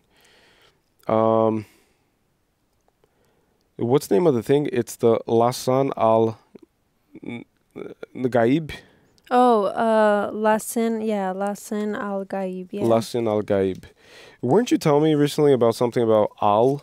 Yeah, al translates to the. The? Yeah, it means the. And so we were talking about how the word all right, for example, just means the right. Yeah. And almost just means the most. Yeah. And then it's like so on and so forth. But that's what the little prefix, or rather the little portion of prefix words of the word, yeah, is all meaning the. And that how, like, when people say I'm almost complete, or I'm almost there, I'm almost able to do it, it's like usually you're declaring audibly that's your, like, this is the most that you can do. Yeah. It's like, have you finished the paperwork's there? And then it's like, oh, I'm almost there. It's like, this is the most I'm going to be able to do in terms of progress. Yeah. And so you deliberate? You deliberate? No. Debilitate? Debilitate yourself, yeah. But then you can also see it as someone saying, like, that's the most that they can do in that moment. So I'm almost there. It's like that, like what you're saying. Yeah. Voice from Outer World, Messiah. So I just, like, put an arrow because, like, that's what Lasani al Gaib. I have to master the pronunciation of these words. So when like, by the time we watch part 2, I'll have a certain grasp on the words. Okay, so first checkpoint here. I wrote, dreams are messages from the deep. This has been proven, you know, like, proven in the sense of analytical psychology. They believe that when you dream, you are basically having access to the subconscious mind, right? So you're pulling from the deep, deep recesses of your mind, And usually when we process information, we process way more than we give ourselves credit for. Yeah. But what sticks to the conscious awareness is whatever our biased brain is basically gravitating towards in those moments. So if you're hungry, then you're going to observe and you're going to fixate on the chicken crossing the road and not the truck accident or the car on fire in the back. And then the level of your bias and the level of your dependency on your mind is going to dictate how limited and how funneled your focus is going to be. That makes a lot of sense. But then when you're just not victims and not a slave to your thinking and your mind and your body, and you act through spirit and soul, then you're able to observe all that there is and see that it's all interconnected and that it's all okay. Yeah. Yeah. Oh, I needed to hear that too.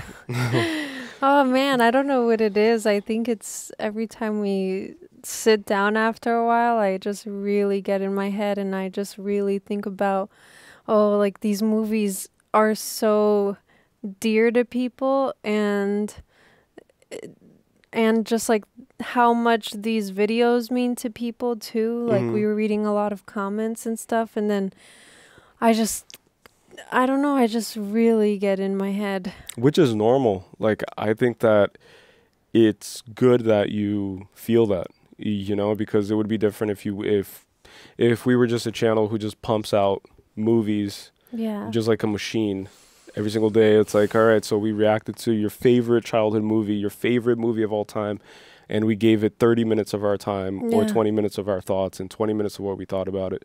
And we're on to the next one. And it's this idea of like consumerism, right? Like it's this illusion that quantity outweighs quality. But then the fact that you care so much to the point where it's debilitating, which I just learned this word a few minutes ago. I feel like the key for me, at least, is that I've learned from just extensive periods of exposure to this weird eyeball, which is a camera, which is like a freaking cornea, just like staring at us. I've learned to just allow myself to be fully naked in front of whatever camera's pointing at, like pointing at me. You know, like I'm not afraid of expressing anything, of any emotion. I'm not afraid of sharing anything. I'm not afraid of crying. I'm not afraid of screaming. Like maybe one day I'll be so angry at the movie that I'll just like start screaming and just have a fit of rage. Who knows? Like that's possible. You know what the problem is for me? It's that I know that I don't have the like a certain degree of intellect to speak on certain ideas. But that's an illusion though. That's an illusion because look, if you're stuck on that level of like thinking that of yourself, then you're not assimilating the art as a personal thing. Because once you assimilate the art and you attach yourself to a character, which is what I did with like Harry Potter, like that's why I cried when like after Sirius Black died, because to me, I became Harry Potter when I watched it, right? So it's like you have to find a character and then you have to attach yourself to it. And you have to bypass this limitation of like gender too. It's like you are Paul Atreides, you know, like this movie is told through his lens, through his eyeballs, through his perspective kind of. So you find a character, you attach to it, and then you personalize everything. And so if it's personal, there's plenty of stuff to say. Yeah, that's true. But I feel like it's what we talked about a little bit too, is that there's this fear still of opening up in terms of personal aspects. And then once you liberate yourself a little bit and you allow yourself to just speak on your past, speak on influences from people in your life and speak on experiences that you've had and tie it into the movies that we watch and tie it into everything else, then you'll be able to create this alchemical gold that you'll share. And I'm sure everybody can bear witness and attest to how valuable that will be. Yeah. Because you've done it a few times where you talked about the accident, you talk about your brother, you talk about all these aspects and things, but you have to bring it always and just always just be freely and just ready to do it. But you have to connect with the character. Otherwise, you're just going to be in your head thinking, I don't have anything smart to say. It's like, look, this is going to sound super, super bad, but I don't try to say anything smart. Yeah. I'm not trying to say anything smart. If somebody picks up anything of value from what I say, then that's an honor for me. I'm just eager and happy to sit down, watch these movies. And then I feel like a kid who is with his parents at church and he's eager to talk about something, but his parents are kind of like, shh, shut up, you know, shh. But the feeling of like wanting to burst out, like that's how I feel at the end of all these movies. Yeah. It's like I saw so much stuff, I want to share it. It's like I was thinking this, and I'm holding on to it since the beginning of the movie. It's like I want to share it, I want to spill it. And that's why right after a movie's done, I even, like, we've been doing this more now, but it's like, what intuitively do you want to say about the movie? You know, like, what's on your head with the finale? Like, what is it? But I feel like you just have to, like, let go a little bit and just chill. I guess it's kind of the perfect movie, right? Because this idea of, I don't know, just stepping into the role of an unknown thing is exactly what I feel like I'm experiencing. It's just this, like, I you're don't know, in the like, desert, right? Yeah, like, I don't know. But then you have to have the confidence that you'll know. It's like, that's the whole idea, is that you don't get panicky and you don't get anxious until it's happening and until you feel the thing. Because you getting in your head is blocking you off from the intuitive energies of, like, circulating through your vessel, you know? And maybe even channeling things beyond you. It's like, we don't know how existence works and what's helping and guiding and aiding us. Yeah. You know? So it's like, if you don't just let go of all constraints, of all resistance, then you can't really, you know, speak in a way that you would be proud of. You know what I'm saying? But yeah, but like, look, it's part one, so like, there's no stress here. It's like, just chill. If you want me to talk the most, I'll talk the most. And you don't have to feel also that you have to chip in every single time if you don't really feel it. It's like, if you feel like you want to chip in, then great. But if I say a bunch of stuff, if I spend 10 minutes saying a bunch of stuff and all you say is like, yeah, like, I don't know, like, I don't have anything else to add to that, completely fine. I'll go on to the next point. It's like no harm done. Okay. Okay? Just breathe, though. Because I do understand what you're saying, and it's like a bunch of people's voices are in your head when you're in these states, right? It's like, it's past comments that you've seen. It's people calling you names and people calling you dumb and people calling you all these things and saying you can't speak. We've been doing this for a short period of time, but those things hit. But you've evolved in a way that I can't even imagine. It's like, I couldn't even predict what you've become now in terms of like how passionate you are about life and about what you do. So you have to just own it and just step in and just do your thing. Just do what you do best. Okay? Yes. Okay. That's it. It's all cool. This is supposed to be fun, right? So let's make it fun. Like, that's the whole thing. If this is fun, then we can do it every single day. And I'm sure that you guys would love that too, because I would love it. It's like, let's do it every single day. But let's do it the right way. Yeah. You know, like, let's spend 6 hours reacting to a movie every single day.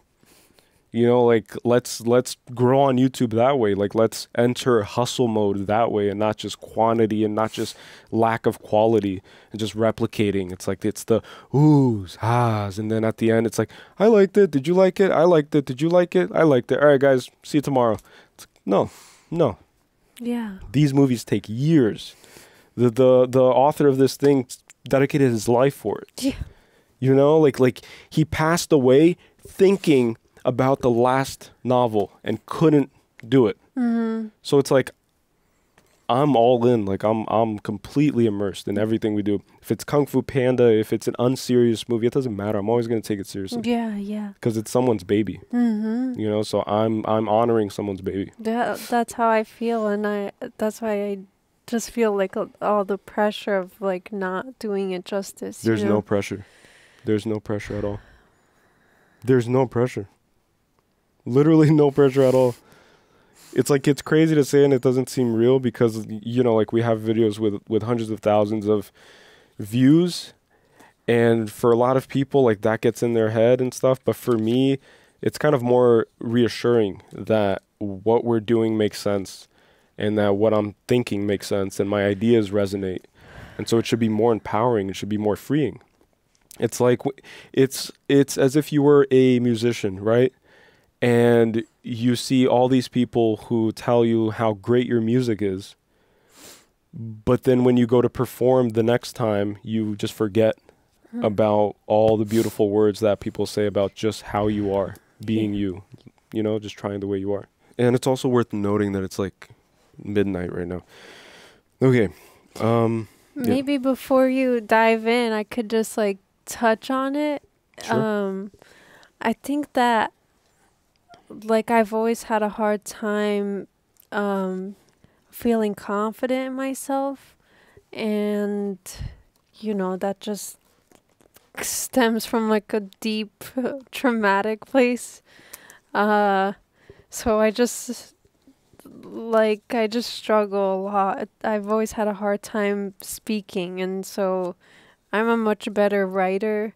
Like if I write things out, I don't stumble my words, obviously, because I could just take my time and transpose my thoughts more easily. But then when it comes to speaking, it just seems like I get so, which is crazy because there's like the voice in this, right? And the power of the voice, and it's supposed to be a metaphor for speech, right? Yeah, and using your voice, speaking up in a way that's so undeniable that the person has no choice but to respect it. And that's why the Reverend Mother, like when she spoke, she always speaks in like an assertive tone. It's like, you will do this, come here. It's like a thing that you can't, you know, but one thing that I think with in your case, it's just like, if you're saying that you feel more free writing and you could write way better than you speak, then it's because when you write, you know that there's nothing holding your hand back from writing on the piece of paper. Like you're allowed to flow freely. But then when you speak, it's as if there's something holding your hand back or holding your tongue back, holding it on chains and ropes and kind of like tying it down. Just like if you were to write, there's like something like pulling you down that you can't write freely. And you can only come out with a few chunks and a few whatever, and it doesn't come out. So you have to take away and identify what these words are. If it's mean comments on the internet, if it's parents, if it's upbringing, like what it is, friends or whatever it is, and then just eliminate it. Just let go. You got this. You got this. You speak so well in these videos. I don't know why you gotta get out of it. All right. Dreams are messages from the deep. So again, dreams pull from, because in native traditions, right? Like in tribe culture, that's usually how they would dictate and organize their whole religious structure. Is that the elder would have a dream, and then the dream would be interpreted, and whoever in the village had a dream would go to the elder to interpret the dream, just like the Reverend Mother. It's like, tell me about your dream. Nowadays, we associate dream with capitalistic accumulation, kind of. It's like, oh, like my dream would be to have a Ferrari, live in the Hollywood Hills, and be a movie star. Yeah. Right, like that's what our dreams are. But dreams are not things that we can control. Just like Paul Atreides couldn't control his. Yeah. So I think that there's a underlying conversation in this film about the idea of being predestined and the idea of free will. So it's predestination versus free will. How much of it is in control, and is it a balance? Is it a perfect 50-50 split? Because he was given the opportunity, like his mom tried to fight for an opportunity for them to be evacuated from the desert, but he chose through free will to stay. Yeah. So that's a choice, you know? So dreams are something that we don't have control over, and all we can do is basically build upon the foundation of the message from the voice that we hear. Yeah. You know? And speaking of tribal, didn't a lot of tribes use dream catchers? I don't know what exactly they were used for, like if it was meant to protect the person while they sleep, or if it was meant to literally catch their dreams. But that's like something to think about with what you're saying, because dreams are used to receive messages from the divine. Yeah. And are also meant to reveal subconscious and unconscious things and bring it forward for us to interpret, Yeah. essentially, right? Like that's, well, I don't know who says that. I don't know if it was Freud, but yeah, it's just an interesting thing. Yeah, Freud definitely was an advocate for that for sure. And then dreams, oh shoot, it just slipped my mind because I kind of have a headache because of like coffee and stuff. Damn it. Oh, I completely slipped my mind. It was based off of what you just said. The dream catchers? It'll come back. If it comes back, it comes back. But yeah, do you have anything else to add? Was it about the subconscious, the unconscious? No. Dream catchers? I don't know. No, protecting while they sleep. My head is usually like just like always in like weird kind of planets within my own space inside of my head. Yeah. And then at times like it'll be linked to what you're saying, but it's so in a different planet. It's like a loose thread that attaches and that like it's like a whole distance between it, kind of. Yeah. That so makes it's not as easy as like, oh yeah, it's subconscious, and then I was thinking about the brain. It's like no, it's like I was thinking about I don't know what. It's called Mentally Gone for a reason. Thinking right? about tigers or something. Oh, I remember. What? See, is that how many times do we see in myth and in religion where the prophet usually receives the divine messages through the dreams, just like you said. Yeah. So it's a religious component, not just a tribal thing, but even, think about this, even before, like pre-literate times, before people knew how to read or write, things were received through dreams and then manifested in ways where, however they were capable of doing it. So we have like cave paintings that date all the way back to the dawn of time, essentially, in Spain and in France. You have these like intricate drawings that understand shadow, understand how to use the deformation on the walls and of the rock to enhance and express certain elements within their manifestation of paintings and drawings. And so you have all of these ideas that have to be manifested, that have to be spoken, and that's why the dream. And so it makes sense that the Messiah comes as a person who is following his dream. Yeah. And so happens to be a dream that involves the salvation and the liberation of the entire universe, right? Because if he raises all of the Fremen, just like his dad initially planned, Leto, is that he would outnumber all of the forces of the empire, basically of the emperor. And he would maybe restore balance in the universe because his father was a noble man, and that's what kind of worked against his own benefit, right? So, I don't know.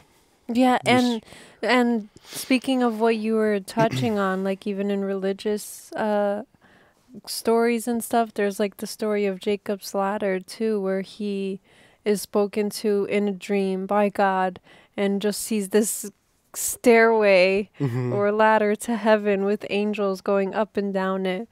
And then for him that was a sign, right? And so this is supposed to be a sign for him too. Like he sees himself becoming, literally stepping into this role that he had no idea would even be the case. Like he had no idea that he would be considered a Messiah amongst the Fremen, right? Because he's just from the House Atreides. Like he doesn't have any direct association with them. No, and he had to learn their ways through his programming, through his computer, essentially. Yeah. But then that's why I just need to know what her role was, because her name I don't remember. But the person in charge of change.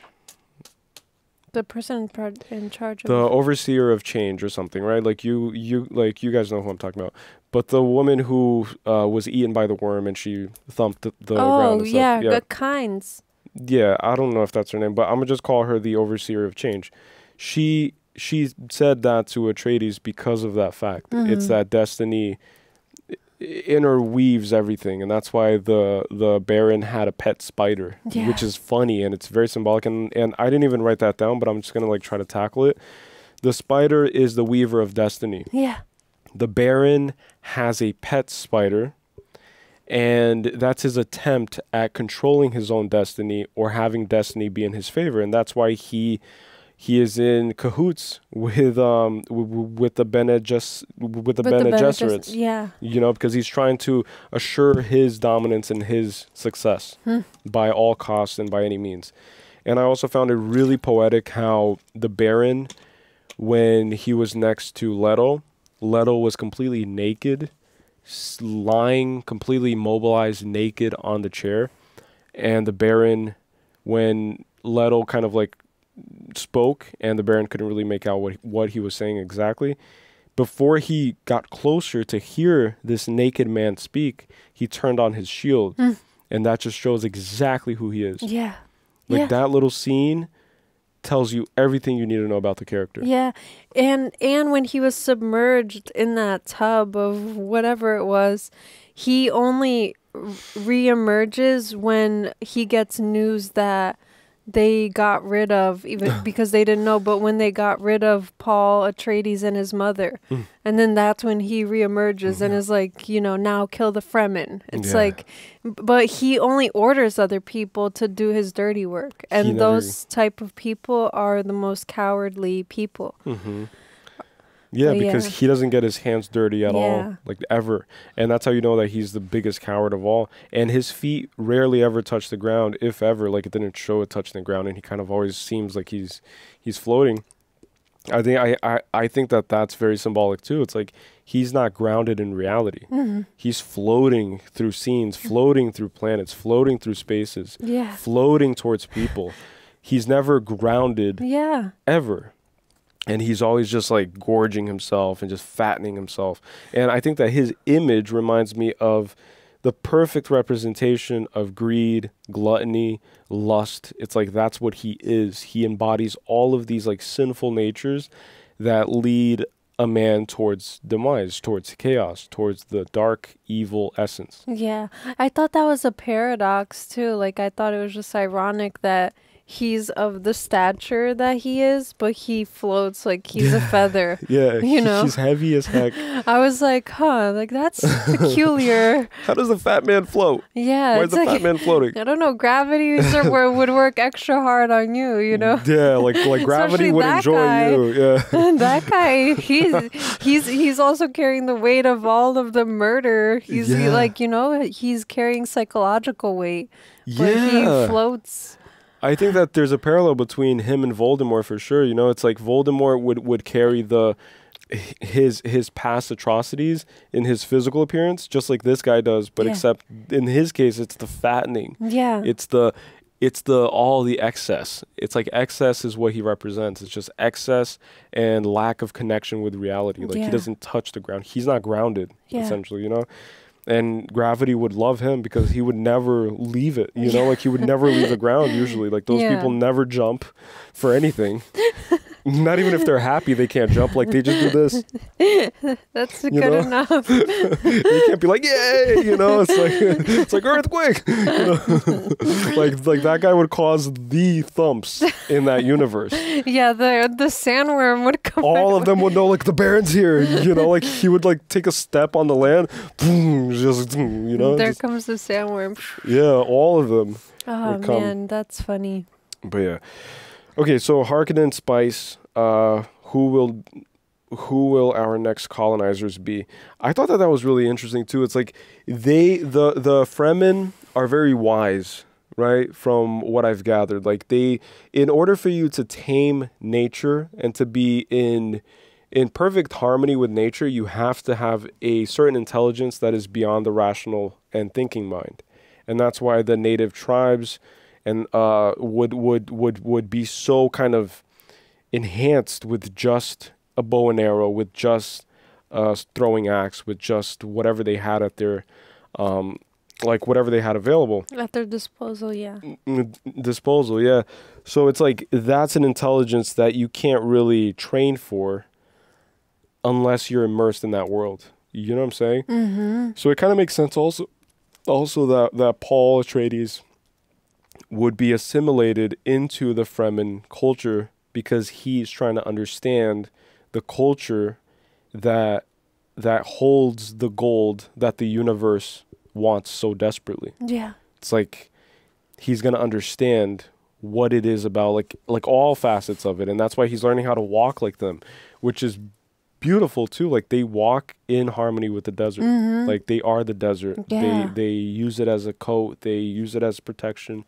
as a disguise. They use it to like as transportation, you know, through the oceans of time. They're very like connected with nature. It's like they're very, which is what indigenous people are, and that's how I saw them. That they're an indigenous group. Yes, it's the connection with nature. I was gonna say something. No, it'll come to me. Do we still have ibuprofen? Just like asking. Yeah, there should be in the room. Okay. The Fremen have blue eyes, which I thought was interesting because blue eyes are, I don't know what they're meant to symbolize, like spiritually or what their meaning is, but I know that they have a heightened sensitivity to light.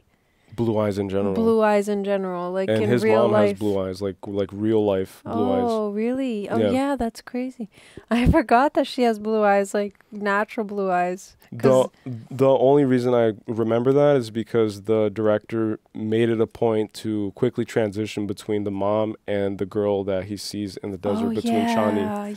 Yeah. When she tells him to wake up. Yeah. And so the mom becomes the love interest in a sense, and we've covered that in Harry Potter with Lily and Ginny, right? Like it's the parallels. But in my way of interpreting, just now, like I just thought about this, and maybe it doesn't make sense or maybe it does, but the blue eyes for me represent the ocean, right? So these are people who are in the place where there's the least amount of water, but their eyes are blue. And the ocean in esoteric traditions and in symbolism represents the deep unconscious, the unexplored aspects of the self. So that's why when a man goes out to sea, if he comes back, it's because he's conquered not only the sea, but he's conquered himself. And that's the whole idea of like going out into sea and just risking your life and just exploring and just, so back in the day, like they didn't have internet, they didn't have iPhones. So the thrill and the rush was to explore and see new things, but then you don't see, like you don't have streaming services coming out with a new video game every few weeks or months. It's like you're not always bombarded with dopamine spikes and serotonin spikes. So you would have to go on a real adventure, and the satisfaction of being able to always conquer the ocean was conquering the self. Yeah, and it's interesting, right? Because of the parallel of the water and how it's a sacred resource here, but they know how to.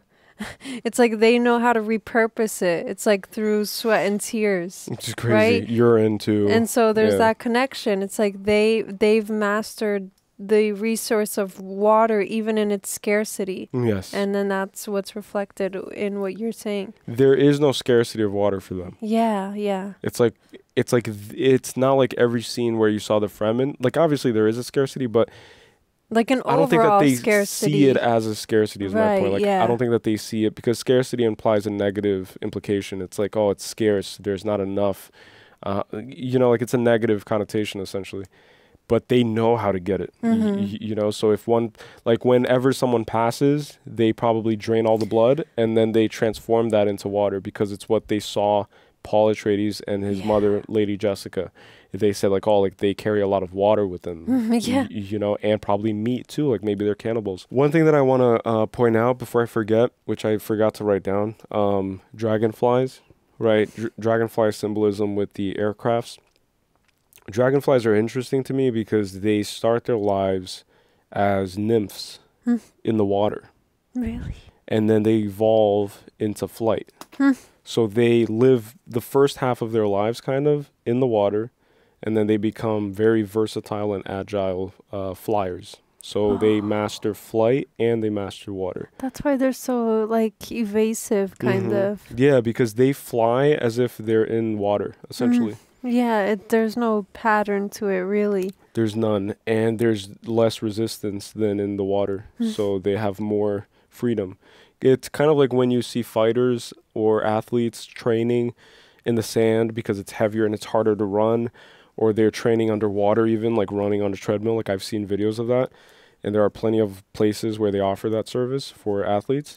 And then that helps because when you're not in water and you're not confined by the weight of sand, then you perform at a higher degree versus someone who's just practicing on the field all the time. Like you're practicing underwater, you're practicing on the sand. Yeah. You're practicing in all these different circumstances and environments, altitude, changes, everything. So dragonflies are cool. I believe that the spiritual significance of dragonflies, if I'm not mistaken, is that they represent spirit guides and essentially ancestral presence.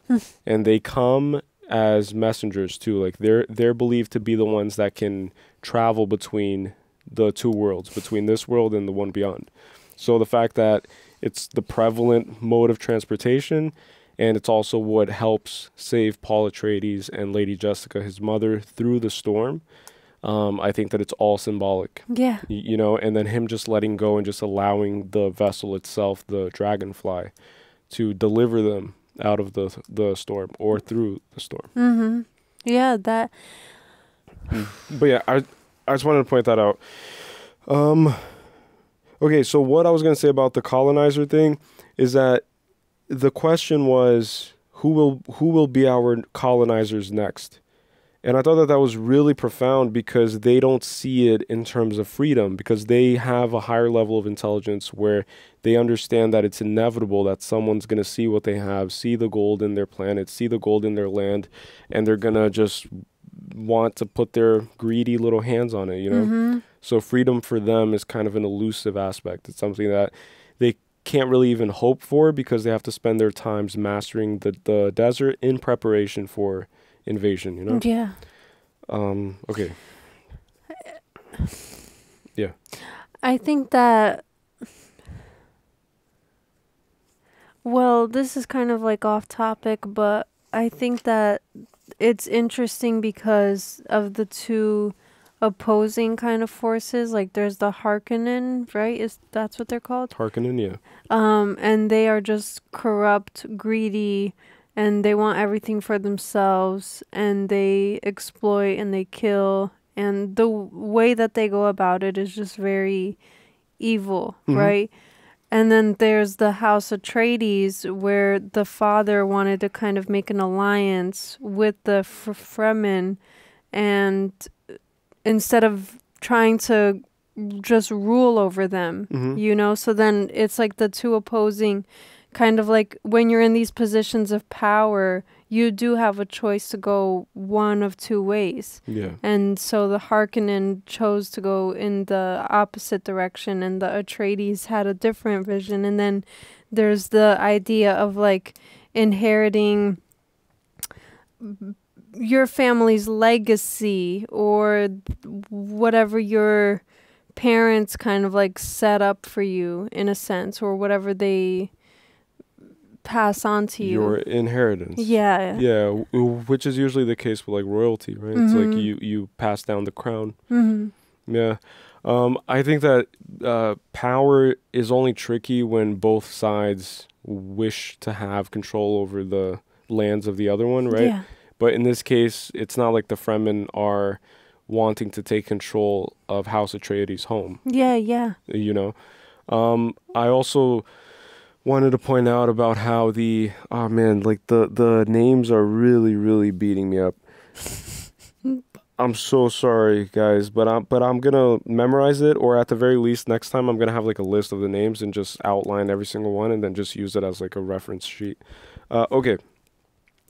The person responsible for change, the lady who got eaten by the worm. That's what I'm gonna call her. I'm pretty sure her name is Rhines or Kynes. Rhines or Kynes. I think it's Rhines. Rhines. I know it was something Ynes, which I'm pretty sure was Rhines. Rhines. Or Kynes. Whatever. It's that lady. It's Rhines. We could just search it really quick, and then we'll have it out of our head. Okay, and then tell me what her title was too, so I could write it down. Because I need to know. Like, I can't keep saying lady that got eaten by the worm. I feel like that's so, like it's... Kynes. See? I was right. Kynes, yes. This lady, right? Yes. And then what's her role? Like, what? Like, click on that. Click on this? Yeah, like, what's her role? Her role? She's the judge of the change. Judge of the change. There we go. Okay, so Kynes? Kynes, yeah. That's what I knew. I was like, I know the name. judge of the... Okay, no more. The change. Okay, so before I forget, because I almost forgot. Kynes said that the people of Arrakis have a dream that one day it will transform into a luscious paradise. Mm-hmm.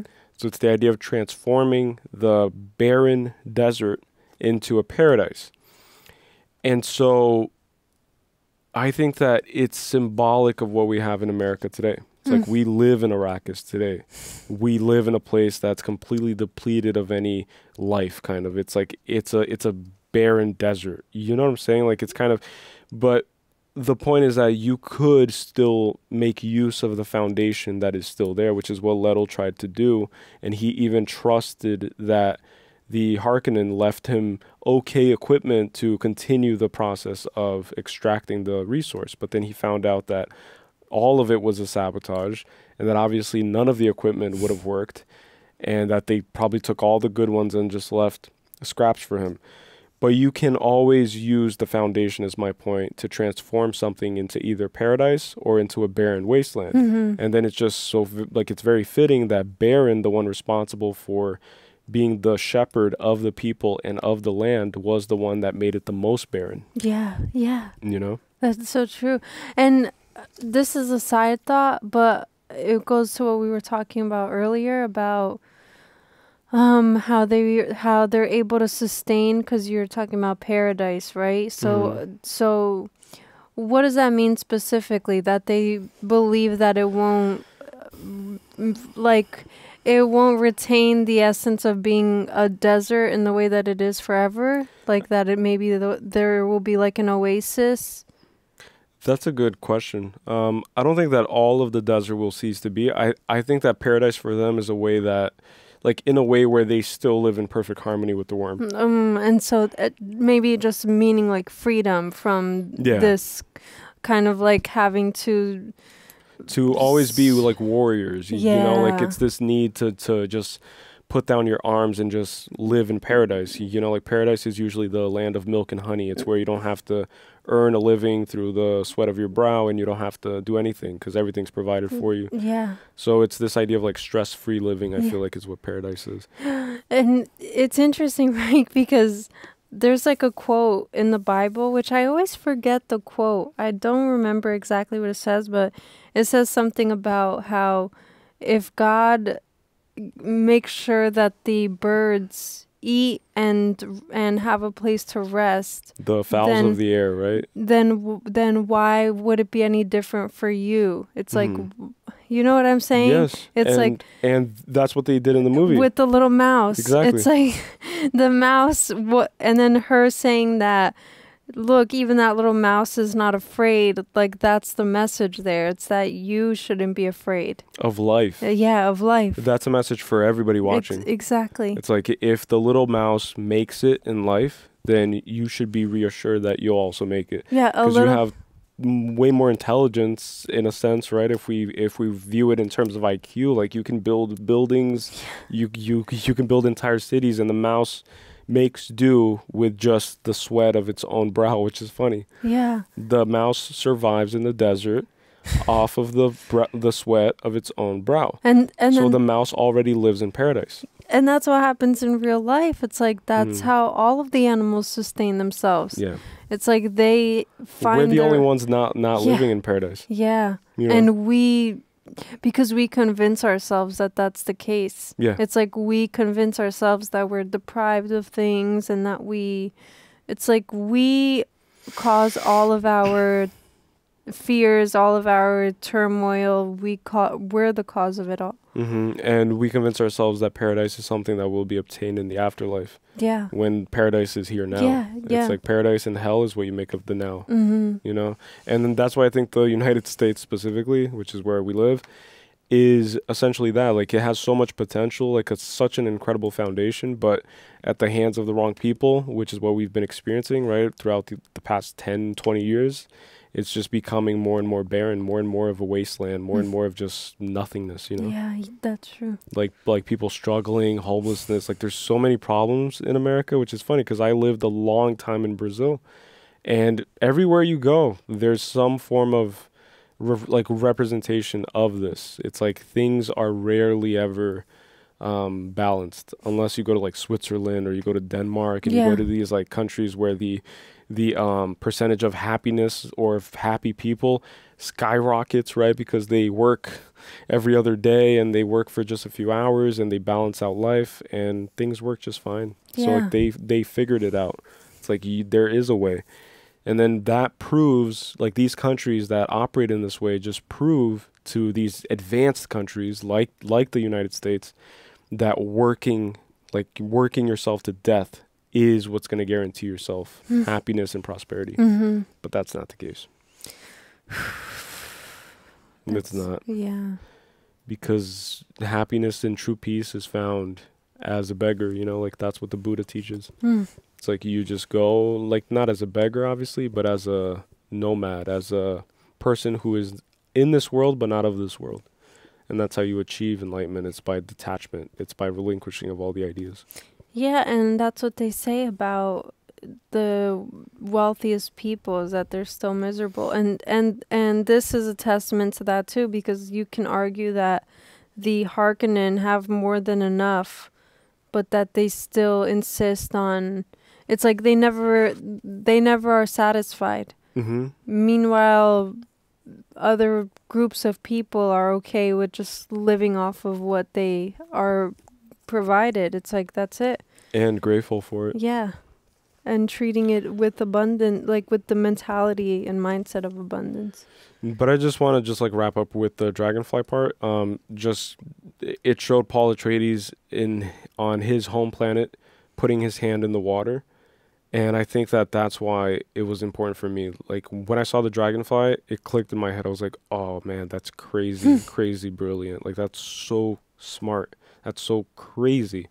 It's like it's the animal that dominates the sea, dominates the air, and that's why his dad says, now the desert. Like, this is desert power. Oh, that makes so much sense. And then when he sees the person riding the big worm, which is has always been a weird word for me to say, worm. Warm. It's warm in here. Yeah. It's like worm. That's so funny. My little cousin, when she was like a kid, she would be like warmer. Instead of warmer. You know how you say, do that game where it's like you're getting warmer or colder? She would say warmer. Warmer. It's dewarmer. It's the funniest thing. That is a funny word. Yeah. Worm. All right. So let's just plow through this. Bene Gesserit, the voice. I just wrote it down so I didn't forget. Bene Gesserit, the voice. Ooh, you know what the Bene Gesserit remind me of? The Bene Gesserit, B-E-N-E, Bene Gesserit.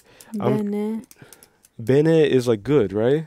Gesserit is like, so it's something good. It's like Bene. Yeah. Bene Gesserit. Or like the good mother, maybe, or the good empress, or the good something. Yeah. They remind me of the Vestal Virgins. I don't know if you've ever heard of that. But the Roman Empire essentially had a sisterhood of women who were usually selected when they were very young. Like, they would select these girls when they were like 7, 6 years old, and then they would be like basically assimilated by the sisterhood, and they would cut all connections with the outside world. They weren't allowed to touch another man, to look at another man, to be seen even. Like, they would be just living inside of this compound, inside of this temple, I guess. And they were responsible for keeping the flame of the hearth of Rome alive, which is super interesting. And usually it was the case where if the Roman army lost any army, like any war aspect, like any, I can't speak because of the headache. If the Roman army lost at war, they would usually turn to the Vestal Virgins and kind of blame one of them for not keeping the flame alive, or they would, claim that one of them allowed the flame to go out, and that's why the army lost. And when that would happen, they would make an example out of them. But the idea was also that you could not spill the blood of a Vestal Virgin, because if you did that, then you were spilling the blood of Rome. Wow. And so when they would punish them even for allowing the flame to go out, the Punisher would hit them while in complete darkness, in the complete blackness of the night. And so they would just like hit them so that they wouldn't see the blood and the blood wouldn't be perceived. And so the blood was never spilled if it's not perceived. Wow. And then they would also not kill them if any Vestal Virgin crossed any rules, or they started flirting with any dude that was like walking by, or whatever happened, they also couldn't kill them. So what they would do is they would open up a chamber on the ground, throw them in there, give them enough food and water to survive a few days maybe, and then just forget them.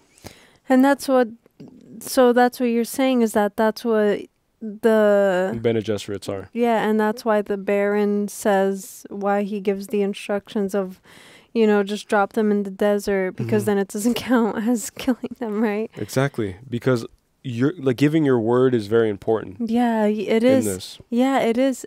In general, when you give someone your word, it's like it should be treated with like a high regard. Which is the contrast between Leto and Baron, is that Leto honors his word.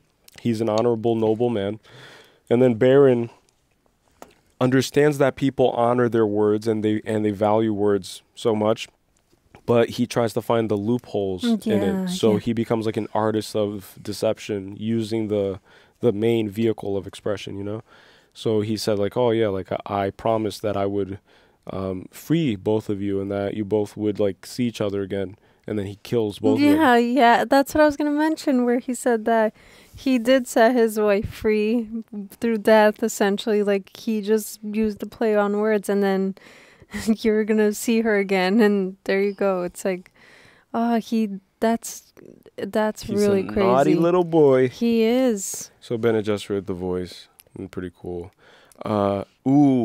The spice, right? The spice, when they said that it had psychoactive properties and allowed them to traverse through time and space, I wrote down the soma from basically the Vedas, essentially, right? So there's this belief in the Vedas that soma was derived from like it was like a psychoactive compound that was derived from a plant, that they would make this mixture and this drink that would allow them to basically be in direct communion with like gods and entities, and direct contact and communicate with the gods. And then it also has like multiple different parallels. Like if you go back to ancient Egypt, right, there was the Blue Lotus drink, which they would consume Blue Lotus flower, or a tea that was made with the Blue Lotus flower.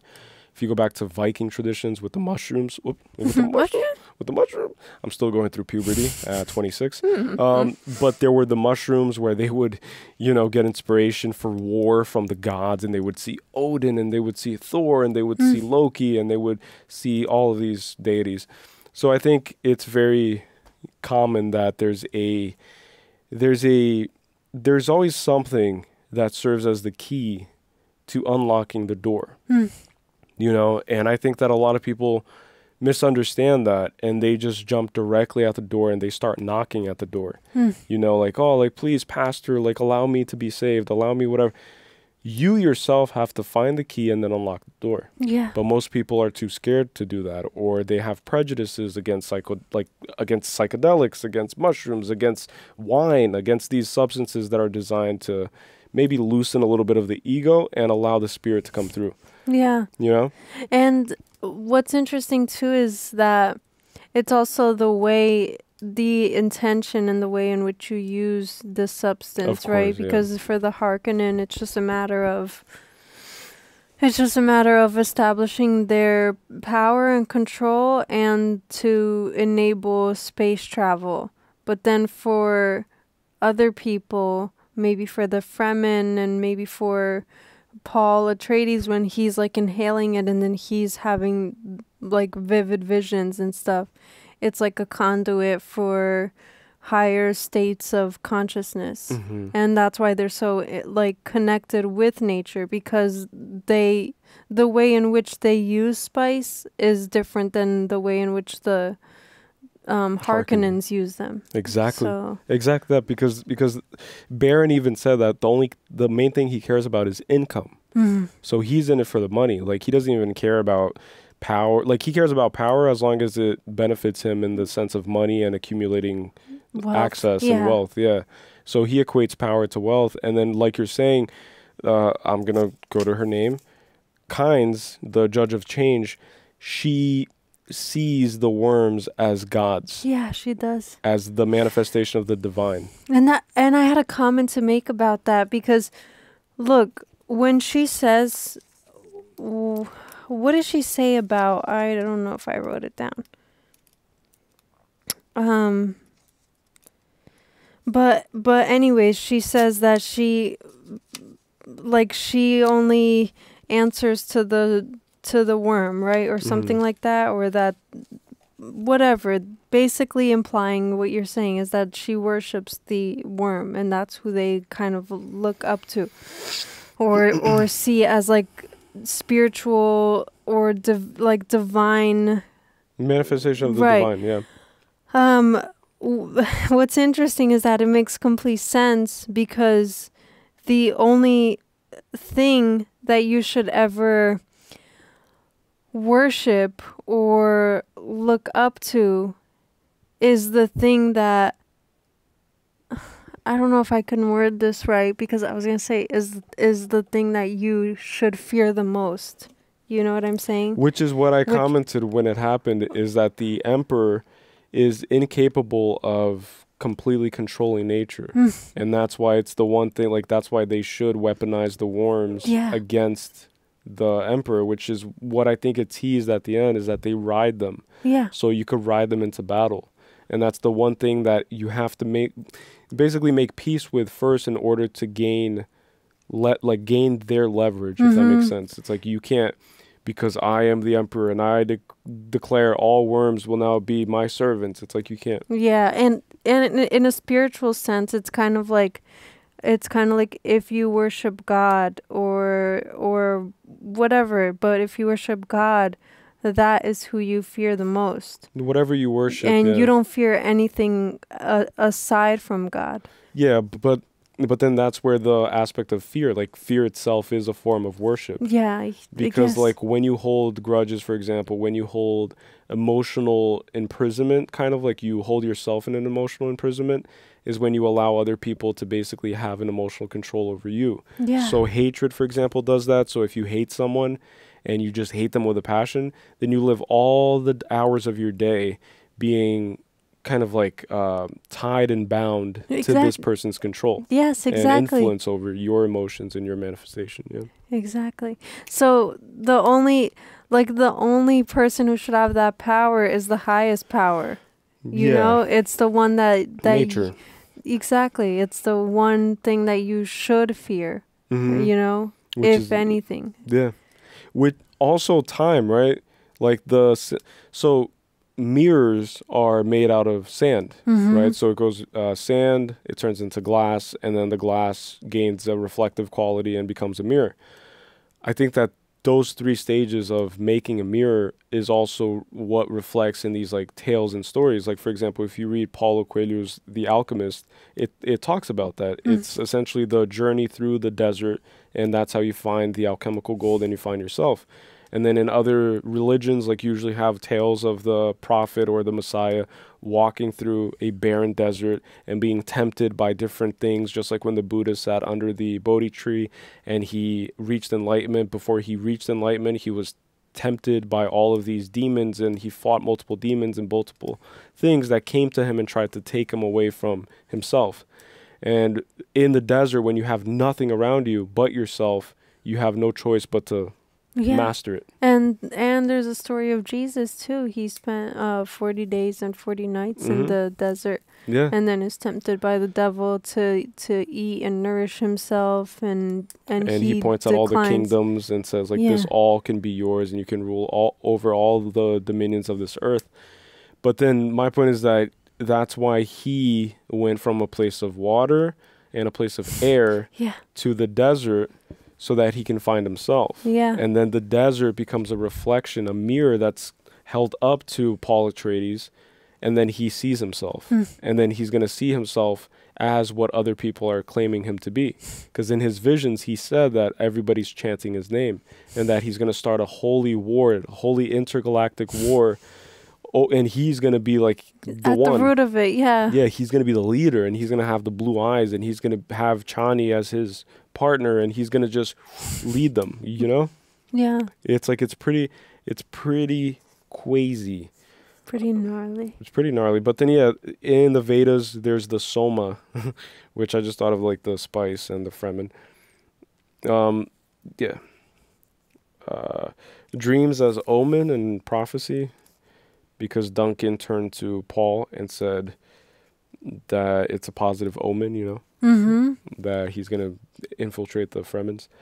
House Atreides, bull. Ooh, the symbolism of the bull, which I was trying to make sense of, and my best guess is the story of, I forget who it was. I think it was Theseus, one of the Greek heroes, hears of a maze where a monstrosity is contained within that maze, because the king was told to sacrifice his best bull and his best livestock to God, but then he just tried to trick God and he gave like a lesser bull, and then God made his wife bear a monstrosity when she was pregnant, something like that. It's been so long, but the whole point is just that it's a minotaur. It's supposed to represent something that one conquers, and that's why their ancestors are all conquerors of bulls, because the bull represents that old archetype and that old idea that you have to conquer it, and you conquer it not with force but with intellect and with like reasoning.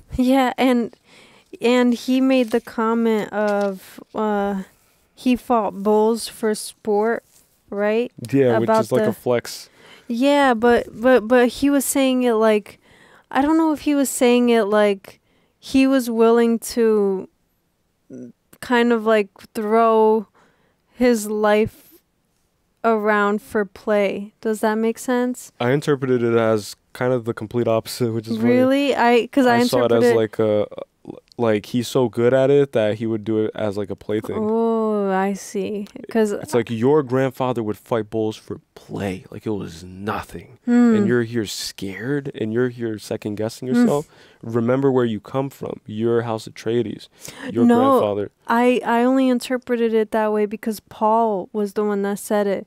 He said he used to fight bulls for sport. And then I interpreted as him saying that it's like he was careless, like he was reckless, and so like that's the difference between. I know him. that in the moment when I heard it, I felt the way I felt. Yeah, then like, I don't know, no, but it's up to interpretation. Yeah, exactly. I have no idea, but that also is like a valid thing. But yeah, like to me, it's a minotaur, you know. And that's what it represents, and that's why it would always have like a close shot of it or an isolated shot. And especially when they were packing up in the beginning to leave to go to Arrakis, they were packing up their stuff, and the things that showed was the grandfather, the painting of the ancestor being packaged in order to take with them. Like they take it with them, they take their ancestors with them, and then the bull also goes with them. So, which maybe is the head of the first bull that was ever killed by House Atreides. And then when Leto passed away, it panned up and showed the bull in the room where he was killed by the Baron, or he sacrificed himself in order to kill the Baron. So like a minotaur type of thing. And the fun thing about the tale, the Greek tale, is that all the hero uses to help him in the maze is he gets one thread of linen and ties it to his ankle, I believe, and then ties it at the start of the maze, and then that's how he finds his way back. Yeah, which is beautiful. Like it's so simple, but it's beautiful. Biggest insult to a warrior. Ooh, this one's nice too. The biggest insult to a warrior is when you call the warrior old. Because the act of being a warrior is rejuvenating. Yeah. You know, like it breathes youth into you. Mm-hmm. And that's why there's a thing where you're too old to fight. Yeah, yeah. You know, so if you call someone old, then that implies that they have no more fight in them. Mm-hmm. And I think that that's interesting, you know, like that's why when he said like old man, like the guy kind of like went harder on him a little bit. It's because of that. Like that's the biggest insult that you can do to someone is, especially a warrior like that. Yeah, that's what gives them their vitality. So, and purpose. Yeah, so if they don't have that, then they're completely stripped of any ounce of it. And the moment they turn too old to fight for themselves is the moment that they die. Yeah. Because of warrior. And that's why in Japanese culture, usually there's the honorable self-sacrifice, which is, you know, like it's very common. Or was very common, where if you're in a position where you can't fight anymore, usually they would just do it themselves, you know? That's crazy. Because they would rather die at their own sword than at the sword of the enemy, type of thing. The box pain test, to me, it reminded me of Pandora's box. You don't know what's in it. Yeah. You know, all the pain, all the evils of the world, you stick your hand in there. Which he asked too. He was like, what is it? Yeah, he's like, what is it? Hey, old lady, what's in there? I'm not sticking my hand in that box. Like, that would be me probably. It's like, you have to tell me what's in there. Put it in the box. And then you like, would be like, put it in the box. You would have to put it. You can't even fight the... You can't even do anything about it. Yeah. You're just like, oh, okay. I think that's just the... Yeah, like that one's pretty obvious, you know. It's just life. Yeah. Pain of life. If you want to test someone's faith, then you put them under trial. And we're all put under trial by fire usually. That's how you test gold. You know, like you put it under heat and fire. So the alchemical gold and the spiritual awakening and ascension as a young master, everybody calls him a young master. I think that's the best way to test it is by pain. Yeah. And the unknowing. It's like it's the unknown. Yeah. It's you don't know what's causing the pain, but you're going to suffer through it. And I think it's a beautiful representation of pain, of pure pain. Yeah. That's non-defined. It's like it's not defined by anything. Like what's in the box, you'll never know, but you'll know what pain is. And you have to fight your instinct to pull away from the pain. To escape from it. You have to endure it. Right, because most people escape pain, and then they rely on escapisms, and they drink, and they find dopamine hits and spikes. Yeah. Become addicts. That part was really crazy, and then the mom was communicating with him, right? And she was saying those words, like, that fear is the mind killer. And, yeah, I thought that was interesting. Small deaths that obliterate. Yeah, yes. That one was crazy. That fear, little death. Huh? How did I write it? You write like a doctor. Yeah, I don't understand. Little death that obliterates something, like obliterates the self, or I don't know. Oh my gosh, look at my handwriting. I know. It's just a bunch of scribbles. What even is that? Because I'm like trying to watch and I'm like, what are those? Don't worry, I'm writing it. Oh yeah, I still have to master that. I'll be like, oh. Because like people have complained a lot. It's like, oh my God, like why do you look down to write notes? You're missing the movie. I know, so it's like, okay. Like, okay. Let me gonna try. Like scribble and then have nothing at the end to I know. To like talk about. It's the worst thing. But anyways, yeah, I thought that was very interesting. I thought of it as like a meditation too. It's like when you are consciously aware that you're undergoing pain, you have the power to decide how much it inflicts you. Yeah. How you much can become the observer. Exactly. So then when she starts saying the words and he's hearing it, right? Because they're basically one, like they're connected. And she starts saying that fear is the mind killer. He's able to push through it because he detaches himself in a way where what you're saying, it's like he becomes an observer. Here's the kicker though. Yeah. Pain becoming the mind killer, that's a positive statement. Yeah. You want to kill the mind. Yeah. Because the mind is where all the fear comes from. Mm-hmm. And then her next mantra is about fear. So she wants to kill the mind, and then when you give the mind, again, like if you fear something, then it gains a whole new level of influence on your life. Yeah. It becomes a god. So his mother is governed by fear. And that's why she does everything she does, and she feels guilt for it, because it's not really coming out of her passion and her choices. It seems like she was indoctrinated into this sisterhood at a very young age, and then she kind of just had to like go with it. Like that's the vibe that I got. Yeah. Which is very interesting, because I could draw parallels with my own mother, who was indoctrinated into the Catholic faith, you know, and she was always a person of faith. But then truly, like when you realize if you are a person of faith is when you have to experience the pain alone. And then that's where you know where to source your power from. Like, do you source it from within? Do you source it from without? Like, what's your game, you know? Yeah.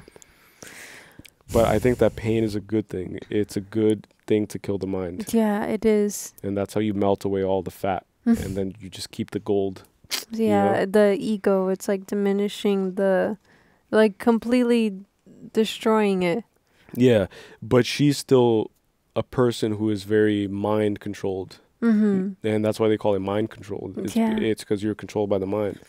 So you can get mind controlled if the mind is your main engine of choice in order to move through life. But we all get 3 engines. We get a sensory engine, which is the hedonists, right? Like they love pleasure and they seek out pleasure in everything, and they only do what's pleasurable to the senses. And then you have those who are sapiosexual, I guess.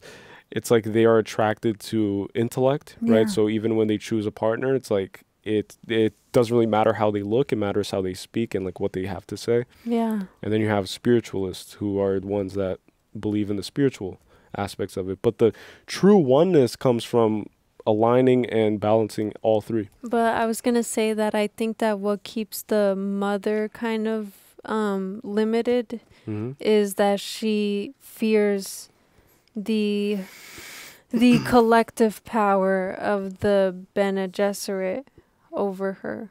I think that she fears being reprimanded. Yeah, she fears punishment. She hasn't found freedom in that sense. And so that's what contrasts her from Paul, because he faces, even when he approaches the Reverend Mother, initially, like he speaks to her and tries to use the voice on her, right? If I remember. Does he try the voice on her? Or does he just like sit like speak about his mother? I don't know if he uses the voice specifically, but he's still like what's the word I'm looking for?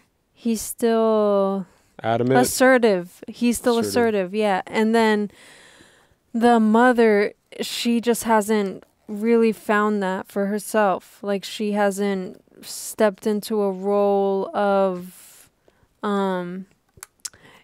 individualism in that way, and freeing herself from the shackles of like being connected to this group or being under the authority of something. Exactly. Yeah, because also he becomes the duke once his father dies, so he has to be someone who is not subservient to any authority hierarchy. Yeah, because he is the top of the totem pole, and that's what he sees when Duncan, like that's why it showed, I think before it was kind of priming us a little bit. Whenever they would see each other, it's like, Duncan! And then goes and hugs him, picks him up and stuff. It's like a little brother. But then when he becomes Duke, that, like, even the most purest form of like, love, brotherly love, becomes a hierarchy thing. And then he bows and says, like, my Duke. That's true, yeah. You know? So Paul, but Paul gets there because he always had it. From the moment that he was thrusted into the room with the crazy, weird-looking lady. But his mother has never had that. Yeah. And she wants to escape, and she wants to, like, can you get us out of the desert? I want to escape. I'm fearful. I'm scared. It's like, that's what you do when you're scared. You escape. But when you have a mission, when you have confidence, divine spark within, which is Paul Atreides, then you go deeper into the desert. Take me deeper. Show me more. Yeah, I think that maybe the mom had an inkling that something would happen to her, well, it's not her husband, but to Paul's father, because she was his concubine, right? Which means, if I'm not mistaken, concubine is a woman who sleeps with the man, but is not his. Yeah. She's like basically one of his side things. Yeah. Yeah. And the way that they were speaking, right, that she said for like over thousands of years that they've tried to create the one, right? It's like they've basically, it's been a trial and error of like breeding, right? And so Genetic manipulation. yeah, it's like, how do we know that that's even their first child? Because she was pregnant again, you know? Like, how do Yeah. we know that Paul is their first child? And, well, maybe he is, because it makes sense, because he's the successor. But either way, it's just interesting. Like, maybe that's what the Bene Gesserit is. It's like they are part of a breeding thing where they breed to see if they produce the Messiah, to see if they produce the chosen one. And that's the big irony too, is that even the Bene Gesserits, right? Like they were trying to force the prophecy, force the conclusion of the prophecy, but the whole beauty of destiny is that not even they can control it. Yeah. So it ended up being a boy. Mhm. It's like they wanted a female Messiah, like they wanted someone who represented them. Yeah. So there's a lot of ego still in that spiritual group who presents themselves as being these like the underpinning of the whole galaxy, essentially. Like they're manipulating plays.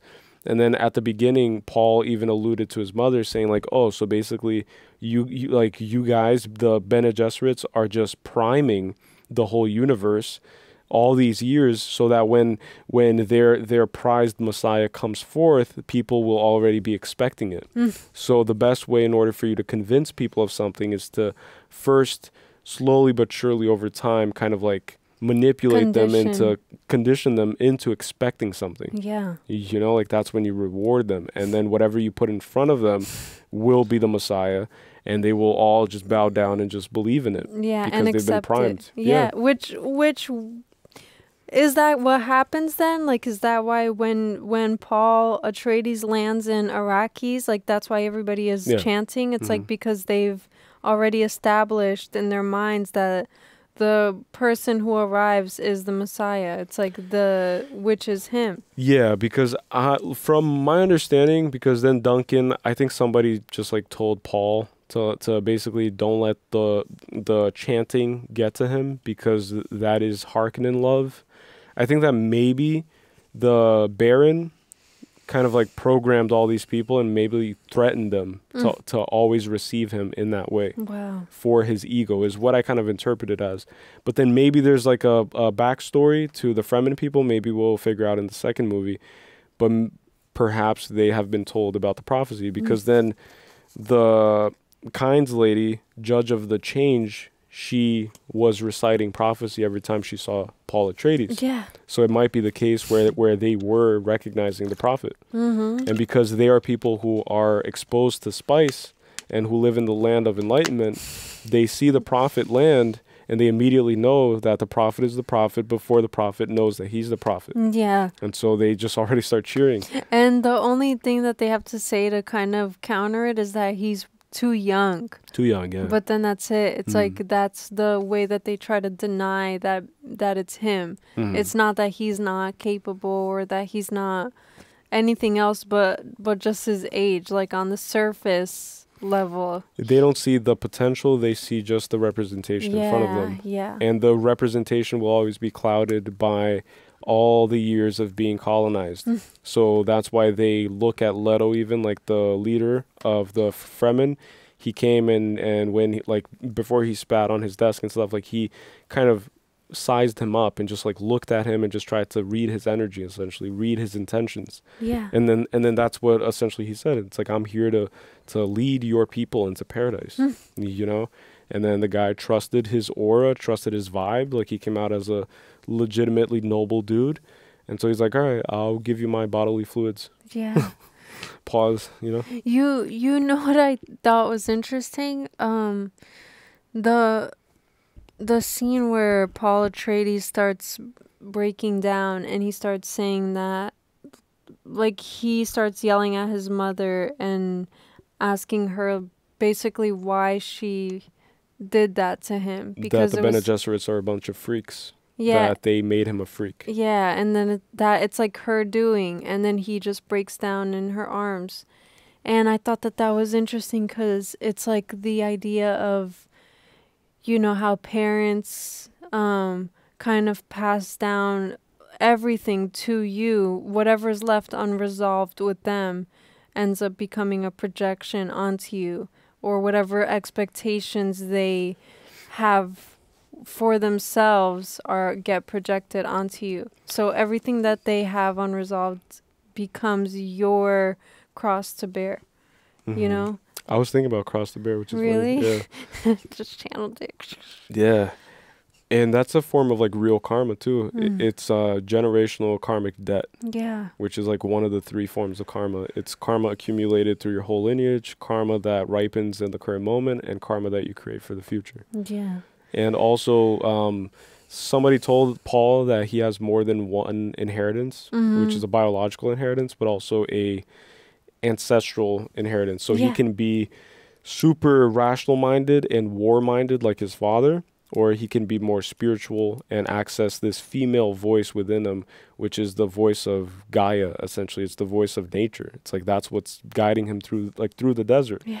It's the voice of nature. It's the voice that he learns that's only reserved to the high priestesses, the females, you know, the ones who hold the power of creation, essentially. The portals of creation, which is what you see with the Egyptian Ankh, right? Like it has a loop at the top, which is the feminine, and it has a pillar at the bottom, which is the masculine. Yeah.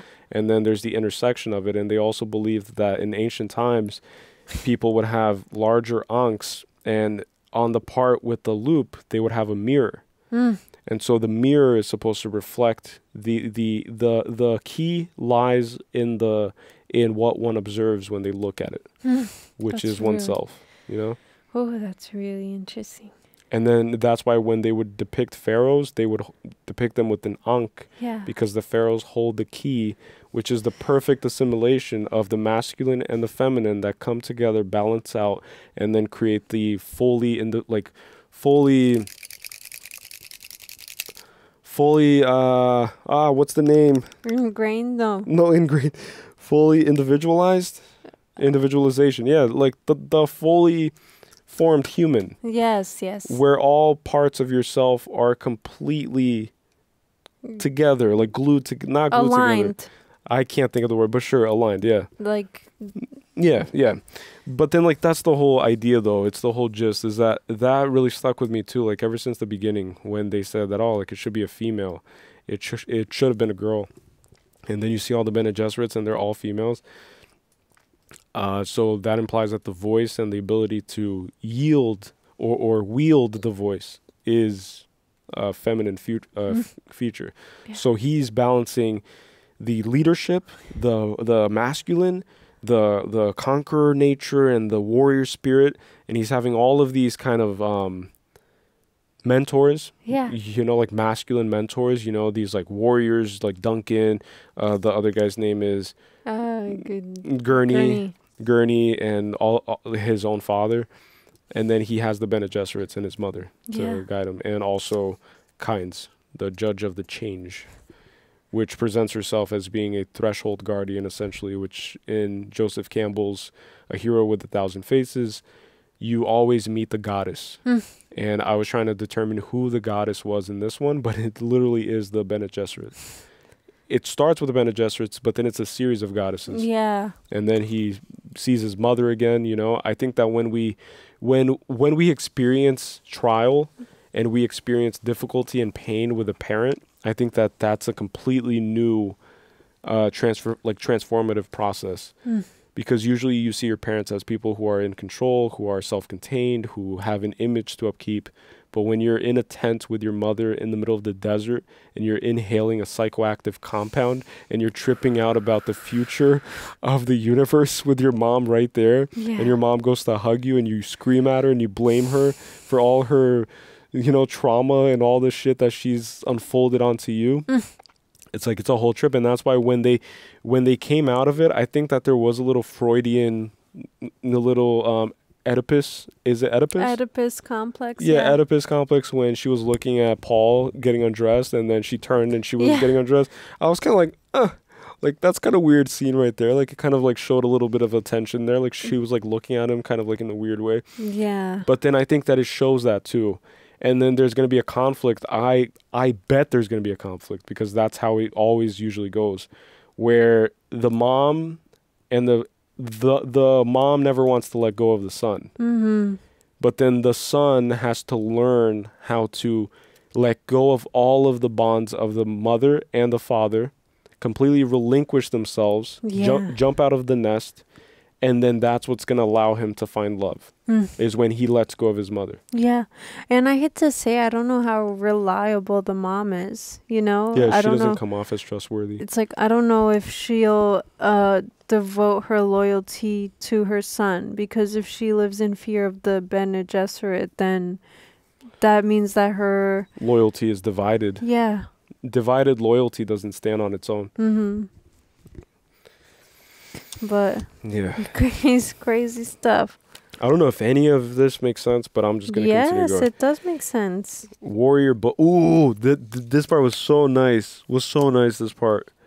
Such a quick scene too. Like, you see Gurney, right? The best warrior, the commander of the army of the House Atreides. You see him prior to the moment where they step on the new planet. They step on this new frontier. He is reading a small little kind of like Bible, that it seems, like a small little holy book, like a small little Quran, a small little whatever it is. It's like a small little holy book. And when I saw that scene, I wrote down, the warrior book sources his power from faith. So then I started thinking, where does a true warrior, sources his power from where? And then that's how you like also see the parallels between the Dave Bautista character and Gurney. Gurney is someone who has faith, honor, and loyalty. And the other guy, the Dave Bautista character, just has whatever he has, which is very limiting. Yeah. You could it's not tell. Especially because what was the thing that he ended up yelling at somebody? At his uncle. It's like, how could you let them just take everything we built? Just like yelled at him. Yeah, I think that, I don't know. It's like a spoiled child. It's it is. Like, Dad, they took our toy. Like, it's mine. That's exactly what it is. It's like this entitlement. Entitlement is what it is. A warrior with entitlement will never survive in a war. Mm-hmm. You can't have entitlement. Yeah. You are no one, and you're not as good. You're only as good as your troops. Like, you're only as good as your platoon. Yeah. Like, you can't survive alone in the war. You know? And he may have a huge army, but mentally he's alone. Like, he's fighting for nothing but himself. So if you're fighting for nothing but yourself in a war, then you're going to die. Like, you may not die immediately in the first movie, but you're probably going to die. You know what I'm saying? Okay. So the warrior sources his strength from faith, the true warrior. Air, ocean, and desert power, I thought that was cool. Body moisture, I found that so perfect too. Like, spit. Usually, it's a complete opposite of what we experience here. Like, if somebody spits on the floor when they see you, it's like they like look at you and then. Yeah, it's like a despicable thing. It's like F you. Yeah, you know? yeah, it is. It's like, I despise you, you know? I despise you so much that you make me want to spit. Yeah. It's like, I'm going to just like spit on the floor and like, you know what I'm saying? Yeah, but where did that come from? Like, why is spit seen as so like obscene? I think that maybe it started off as like hawking, like hawking a lot of phlegm and boogers and shit, and then just like a yellow splatter, like a disgusting thing. So you're kind of like defacing the surface that you're spitting on. Yeah. Okay. It's like, don't you take another step. Yeah. Because I've already like, I don't know. Like spat on the ground. Yeah, I spat on the ground. No, it's like, it's unpure. But that's a good question. I don't know where it comes from. But that was interesting. The bodily fluids. Oh my gosh, guys, I'm so sorry. No, it's okay. But yeah, that's interesting because our bodies are made up of 70% of water, right? Yeah. So that's why they never run out of water, because they're self-sustained. Yeah, and that. Oh, well, no, I can't tell you. That's a spoiler. I was going to make a reference to Avatar, but we have to watch it still. We're going to watch Avatar: The Last Airbender eventually. But there's like a reference to kind of producing one's own water, essentially, you know? When you slipped up and said fluid instead of fluid, I thought about another thing that I didn't write down. What? You know what this reminds me of? The way that the whole world is architected and structured. It reminds me of European feudalism. Feudalism. Yeah, which I learned in high school in Brazil, actually. And I, for some reason, I still remember it. It's crazy. But basically, from what I remember from over 10 years ago when I learned this, a king would own a lot of land, right? But the king alone is not powerful. The king is only as powerful as his kingdom, or as the size of his kingdom, the strength of his kingdom, and the strength of his people. So he has a lot of land, and then basically he offers chunks of these lands to noblemen, to people of like higher echelon, elitists, right? They become lords of the land, and that's where landlords, I think, come from. But these are like lords who agree to take on the land, and in exchange for the land that the king has given them, they offer in exchange either goods, services, or military services. And then that's how the army of the king is formed. It's formed by multiple kind of like volunteers and offerings from different lords that of his land, basically stratified. So it's like if you got the 50 states of the United States of America, and each one had like one lord, and then we have the president who basically is at the top of the hierarchy. Yeah. Because like that's what happens here with the emperor. The emperor is the king, and then you have House Atreides, House Harkonnen, House whatever the other fighters are, and they all are given their cities, which are planets, and their own worlds essentially. So like that's another symbolism. It's like it's a city, but it's an entire world. Yeah. You know. But yeah, I just picked up on that from the slip up of the feud. Like, isn't that funny how it's like futile? Yeah, it's like a mistake, but it's not a mistake. That's what I was thinking. Futile, right? So the idea that resources are futile, right? Like, does that tie into it? And then resources having are to futile. Yeah, and then Why? having to sustain them. But why would it be futile? Like that would be the Futile perception that's given off, so that I don't know. No, because like futile is usually things that don't matter. Oh, I see. So, yeah, I didn't know. I misinterpreted the word. Then never mind. Yeah. Yeah. Just No, scratch but it. it's fine. It's fine. Okay, so the bodily moisture was cool with the spit. Completely 180 in terms of like interpretation, gave it a completely new meaning, like gave this thing that's usually grotesque, and then you see them spitting to make coffee, you know, and it's everybody kind of like sharing in each other's spit, which is crazy to think about, but that probably does a lot psychologically in terms of bonding. Yeah. Like if you were in a tribe where you would drink every day that was made with the spit of everybody who contributed to it, which is like, think about that, like that's pretty trippy. And how do we know that it stops just a spit? Like it probably goes to like urine and Yeah. other things, you Like, know? hey, I'm making coffee. Maybe. Anybody want some? I'm making coffee. I don't put it Oh, past man. them at this point. Like, man, I think I'll pass. I think I'll just drink my own I spit. mean, urine is basically water, right? It's like- No thanks. I just had some of my own spit. Thank you. Thank you, though. That's what I would do. The Fremen are the desert, in tune with the desert. They become one with their environment. They are people who see everything as interconnected, everything as essential, everything as in perfect harmony with each other, with nature. That's why they blend so well with the sand and the rocks and the landscape.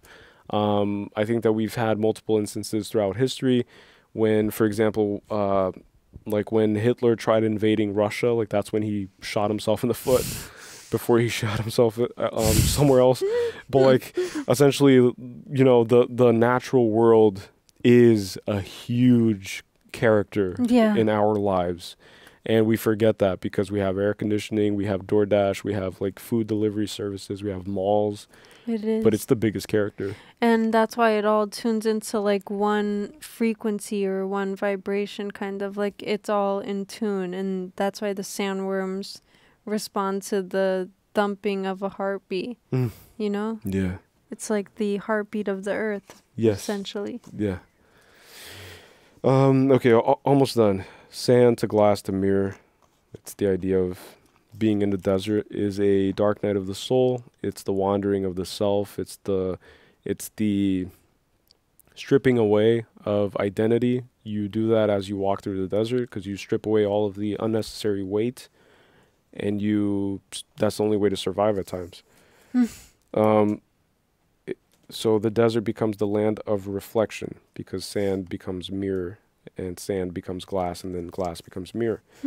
And it's the land of reflection, but it's also the land of enlightenment because it's through reflection that you enlighten. Yeah. Right. Yes. That you reach nirvana. That you reach true understanding. So it's the idea also of inner worlds, outer worlds, as within, so without, as above, so below, type of thing. I was learning something about that. Gosh, it's like everything is just slipping my mind. We're gonna, just so people know, like we're gonna anything that we missed in this one, we're gonna catch up on the next one, and we'll also do it earlier in the day so that there's not so much like drowsiness and like sleepiness. That's definitely. But don't worry about it, though, is what I'm trying to tell you. And don't worry, guys. Like we're gonna cover Dune with the with the respect that it deserves, just like we spoke about earlier. It's like we're going to treat everything with the utmost respect, everything that we consume here. So even after watching part 2, if we feel like we need a lot, like to talk about a lot more, we'll start the podcast back up and just do an episode. Yeah. Just dedicated to Dune, you know, everything we've missed. Like even do like prep work, even like after we finish a whole like trilogy, read the books too. Yeah. It's like we'll definitely cover everything until it's very satisfactory for us and hopefully for you guys. Yeah, I'm like being so hard on myself, but it's like my first time watching this, you know, it's like I can't really You're fine. Have it's all just the that answers. For me, look, it's just for me, I've always been someone that I just can get like a grain of sand and then just make it into a boulder type of thing. It's like that's how my mind works. Yeah. And so that's why I don't mind speaking for the most part in these reaction videos, because that's what I do internally anyways. You know, like when I experience anything, like if I'm walking on the street and I see something interesting, I start just you know, that if I were to like film myself talking about that, it would be like an hour conversation. So I have so much to say all the time, and that's why to me it's just fun. Because to me it's always like a lot of the things I talked about I didn't even write down. To me it's just fun being like, oh, you said feud? Yeah. That reminds me of feudalism. It's like I think I'm pretty much on the spectrum in a sense. You know, it's like feudalism. Feudalism was in Europe and whatever. But I have those moments a lot too, except I don't know what I don't know what it is. I just view everything as like connected. It's like everything is so easy.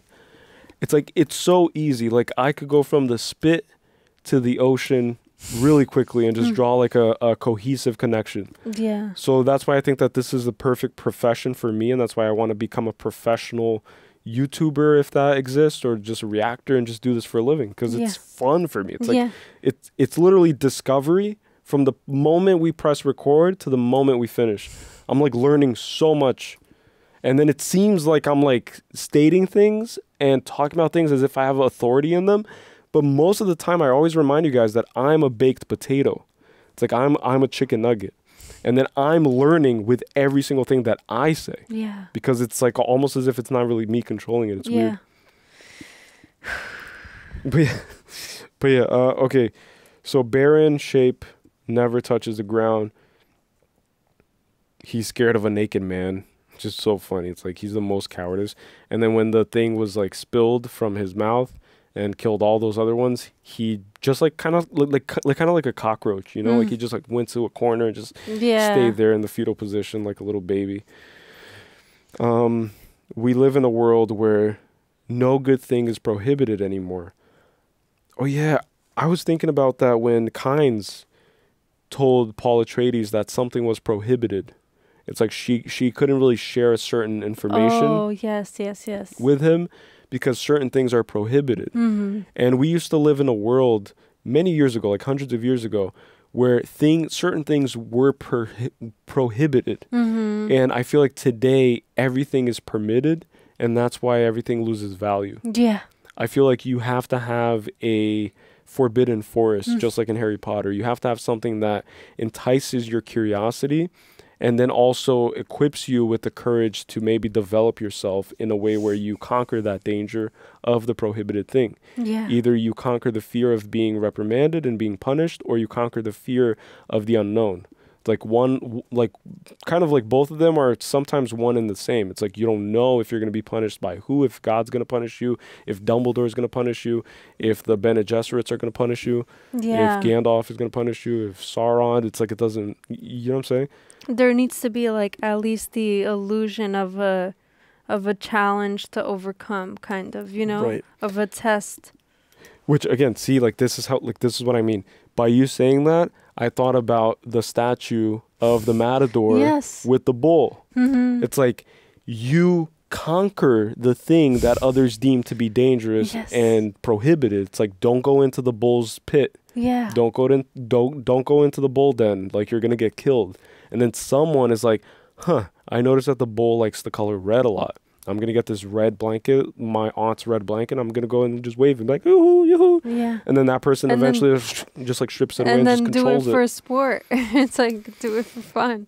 Because you create a symbiotic relationship with the thing that most people are afraid of. And that's Yeah. what we deem to be so impressive. Mhm. It's like when you see a snake tamer, right? A person playing a flute and goes, and then a king cobra just rises and just like, and then people around are like, holy shoot, like that's insane. Like how does this person do that? Yeah. And it's because the person first decided to go and interact with the thing that everybody's afraid of. Yeah. That's how you tame the Minotaur, you know? Yeah, like face it head on. Yeah. And I just wanted to put that. Fear is the mind killer. We already talked about how it's like a positive thing. Even a desert mouse can survive life. I think that's very motivating for everybody. Obviously, you know, like if a cockroach can survive in this life, you know, like you shouldn't take your own life. You know, like Yeah. you should live another day and try to figure out and derive strength from within. And if you don't have any strength from within, then you have to find the inexhaustible source, which is everything around you. Mm-hmm. And not everything around you objectively. Like you don't go to a tree and then say, like, pray to the tree and say, please, tree, help me. It's like you go to the tree and you analyze the tree and you view God and you view everything as being present in that tree. Yeah. And then that's when you derive your inexhaustible source, because then you could watch rain fall, you could watch paint dry, you could watch grass growing, and you'll be like, wow, you know, like all of this is perfect. You know, like I'm not going to leave here. I'm not going to take my life, you know, because I've had moments more than I'd like to admit where I've had those like thoughts creep in, and it felt like the best possible outcome. It felt like the world would be a better place without me. It felt like so many things. It felt like I was just a weight to the world and all these aspects. But then that's when I had my kind of like breakthrough, I guess, in my own spirituality, because I've always been someone who would scoff. Like growing up, especially in a family where my grandma had my mom plus 7 other kids, and every one of my aunts has a collection of their own little family, and it just stratifies and whatever. But it was hyper religious, is my point. And the amount of people kind of pushing this narrative around me was just inexhaustible, kind of, it seemed at times, you know, like if I'm surrounded by all these family members and they all are indoctrinated by their predecessors, and it's just like, whatever. But my point is that I would always scoff at whenever they would talk about like religious things, you know. Mhm. But then I had to go into my own desert, which I've gone, and I had to conquer myself, and I had to conquer the world through myself. And that's why I'm able to freely speak now. Like I used to be in my head all the time. Whenever I would do anything, like I would do podcasts with like people, I would like invite strangers into my home and just like do a podcast for fun. and I would be like shaking, like I would be trying to like regurgitate things that I read in a self-help book, you know, like I would read a self-help book, like the books that you see in the business section at freaking Barnes and Noble, the most generic information. It's like, oh, like you gotta invest, believe in yourself or whatever. And then I would turn on the camera and just try to find ways to just spill and vomit all of that regurgitated nonsense. Not that the information is nonsense, but it wasn't real for me, you know, like it didn't come from a real place. Yeah.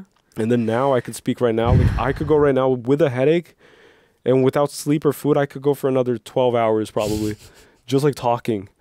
Just talking and just going and going. But like that's the like freedom that comes from just like letting go. It's like I focus on the people who actually enjoy this, on the people who right now, by the way, please just do us a favor, right? Because like maybe it'll like help you believe more. Comment below if you're watching right now in this moment, and let's come up with like a name, like a random word. Avocado, right? Comment avocado. Also, it'll be fun to like confuse people too, especially the people who always go on our videos and it's like 4 hours. Who the heck is watching all that? And then laughing faces, right? And we've had people come and respond to them, defending us and saying like, I just finished watching the whole thing. And that gives me goosebumps that you guys can't even imagine. It's like my whole body starts vibrating. I'm like, holy shit. It's like people are actually watching what we have to say and they find value in it. Somebody said even, right? Responding to a response that you gave, saying that we helped them move forward with their lives. Like we helped them not give up. Like I cried when I read that the first time.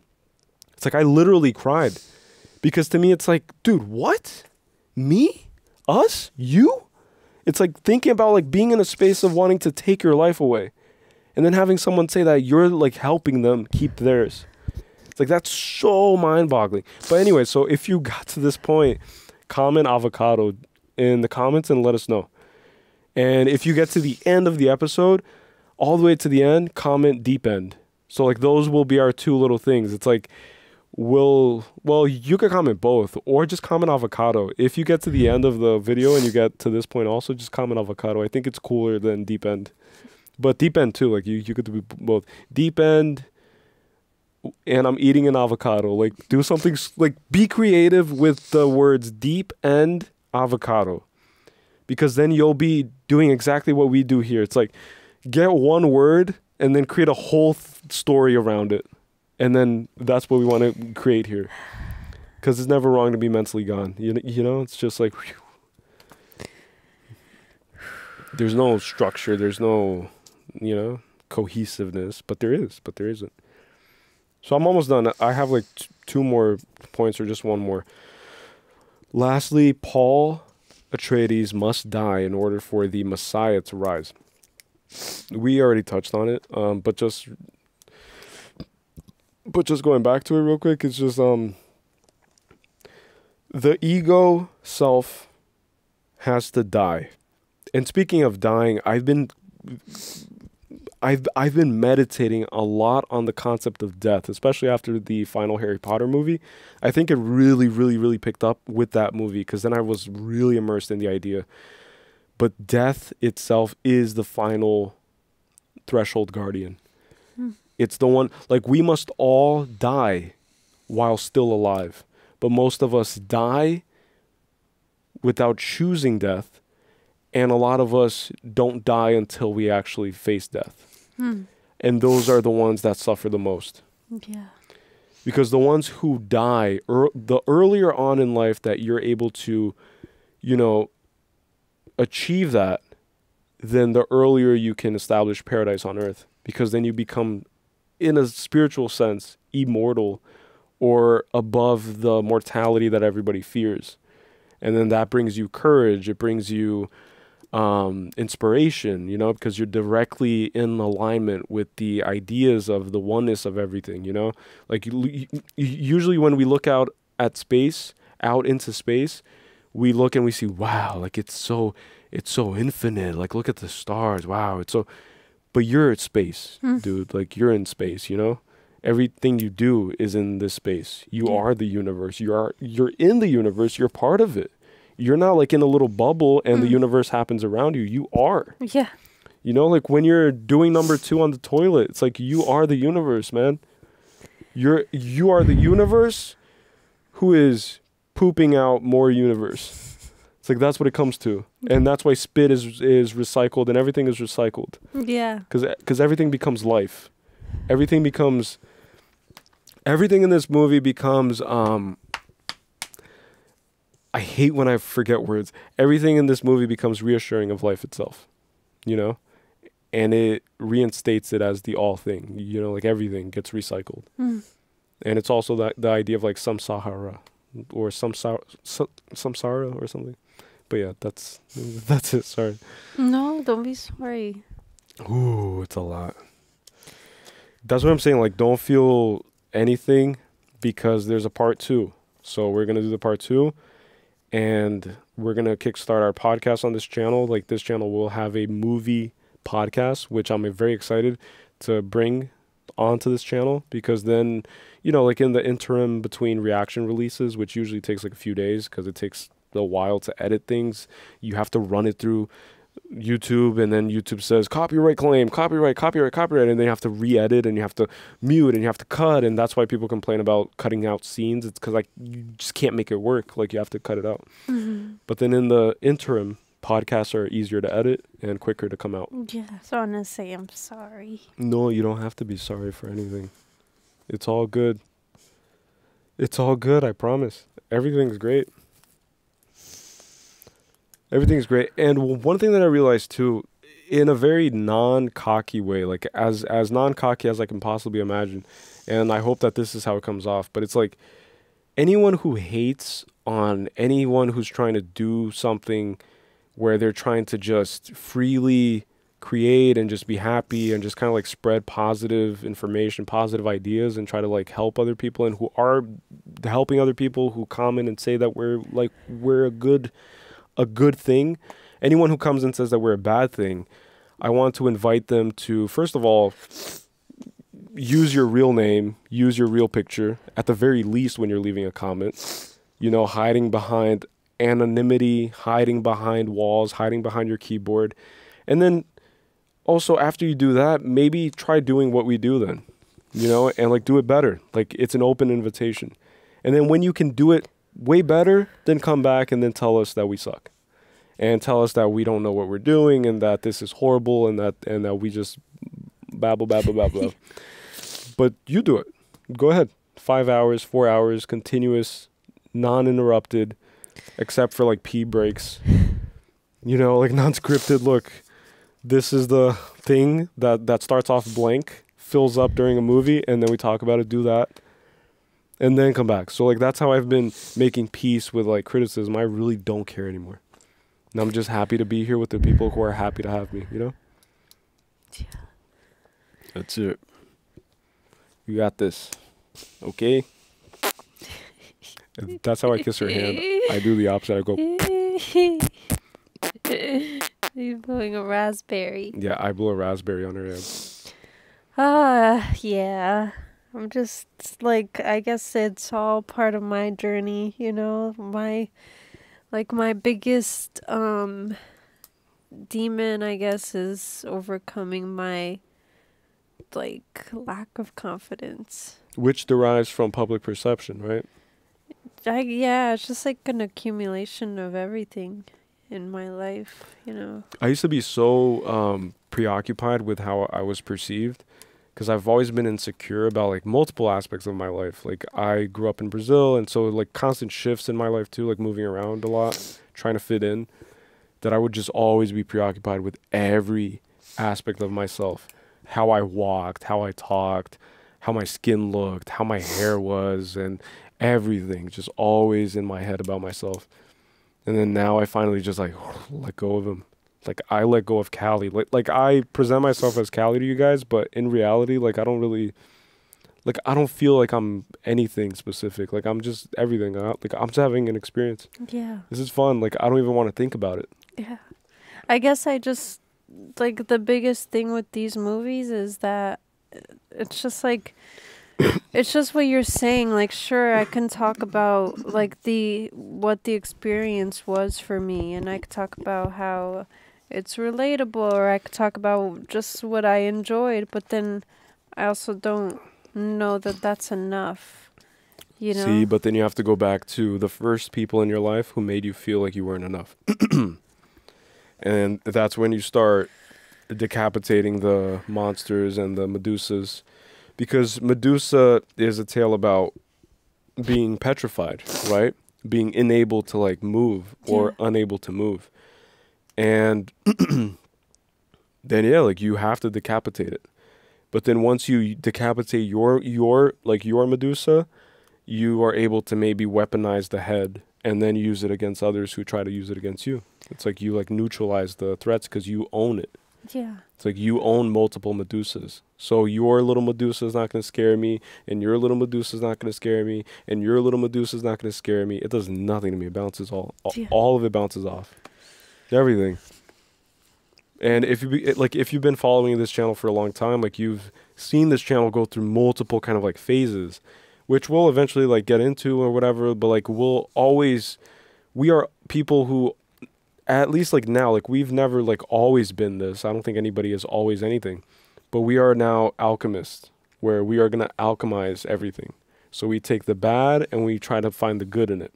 And that's how you move through life, and that's how you have to live in life. If you always just fixate on a bad thing and let it own you forever, then you never live. Yeah.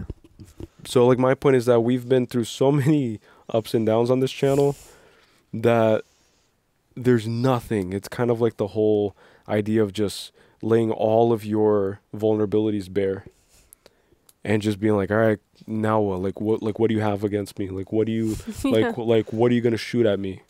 I've already mastered all the things. I've already neo'd the whole thing, you know, like I feel great. Yeah. I feel so great and so confident and so whatever, just ready to create every day. Yeah. Like I've already gone over all the burdens and all the barriers. Like I want to do a podcast, get back into gaming, play Hogwarts Legacy, start the whole thing up, you know, like do a movie reaction every other day, if not every day. Find time, organize schedules, you know, get the spirit, get the energy, drink coffee in the morning, be like, I'm going to turn on the camera. What's up, guys? And just freaking go for it, man, and just do it. It's crazy because I feel like every time I feel like I would get myself there, I just end up making a fool of myself. No, but you don't, because that's the voice in your head that's telling you that.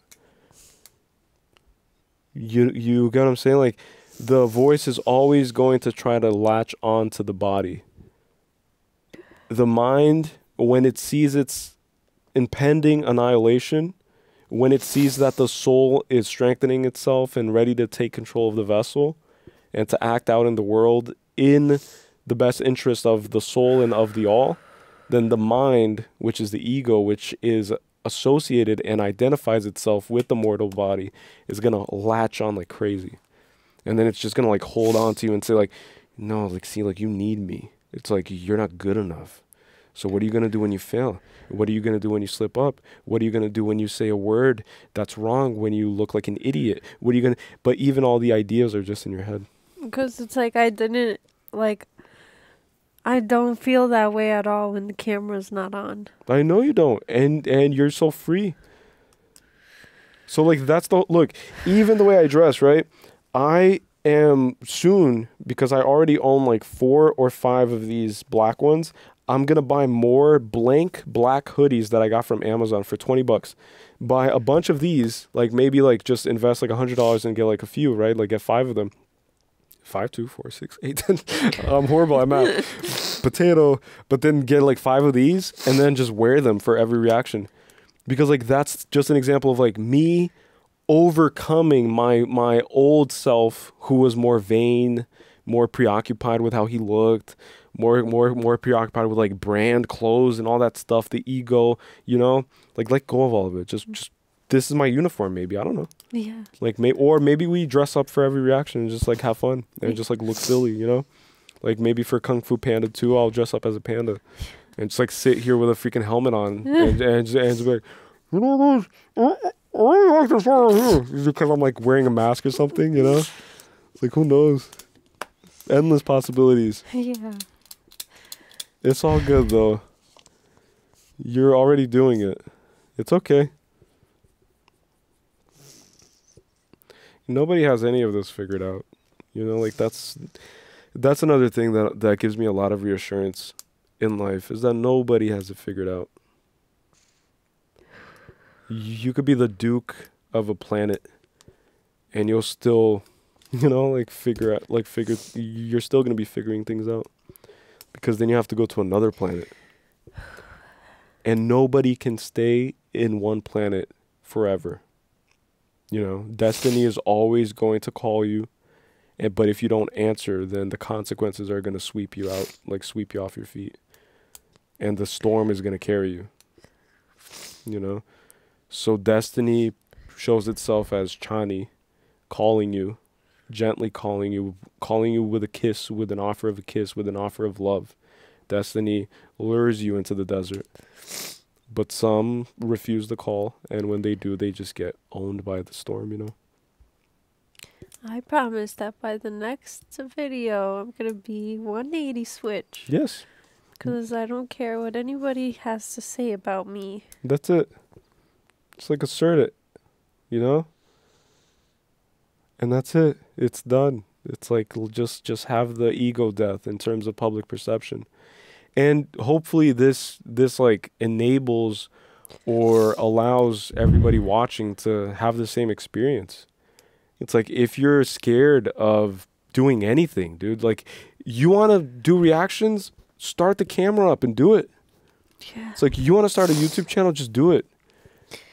And it's so funny because it's like, it's really that simple. It's like, oh, I don't have a camera. I don't have a good camera. I don't have a good focus. I don't have a good aperture. I don't have good lighting. I don't have... Every phone has a camera. There's a way to do everything. Yeah, and our lighting isn't anything like... Yeah, we have a whole like makeshift kind of studio space. Yeah.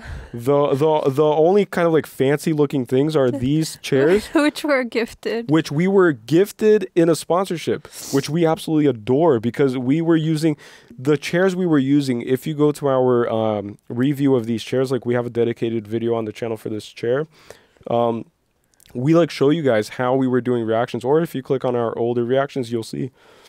Yeah, just these broken chairs, ripped leather. It's like flat, tied together, yeah. Flat, no cushioning for 3-5 hours. Just like your back is just getting. My back's hurting like, right now because I'm like this. I know. Which is something that you have to master, because look, I always do this. Scally. Yeah, Scally. Good one. Yes. Oh, yes. Continue speaking. Yeah. Wait until she learns that she could turn her neck. No, because then look. Look at me. Like, how do I do it? Look. And then I'm like this. Like.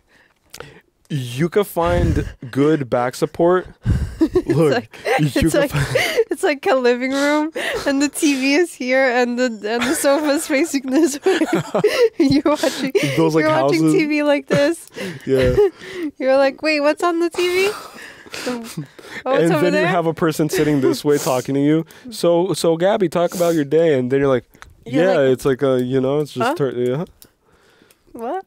But anyways, I was just gonna tell you that in this corner, there's like back support. If you like angle yourself like me.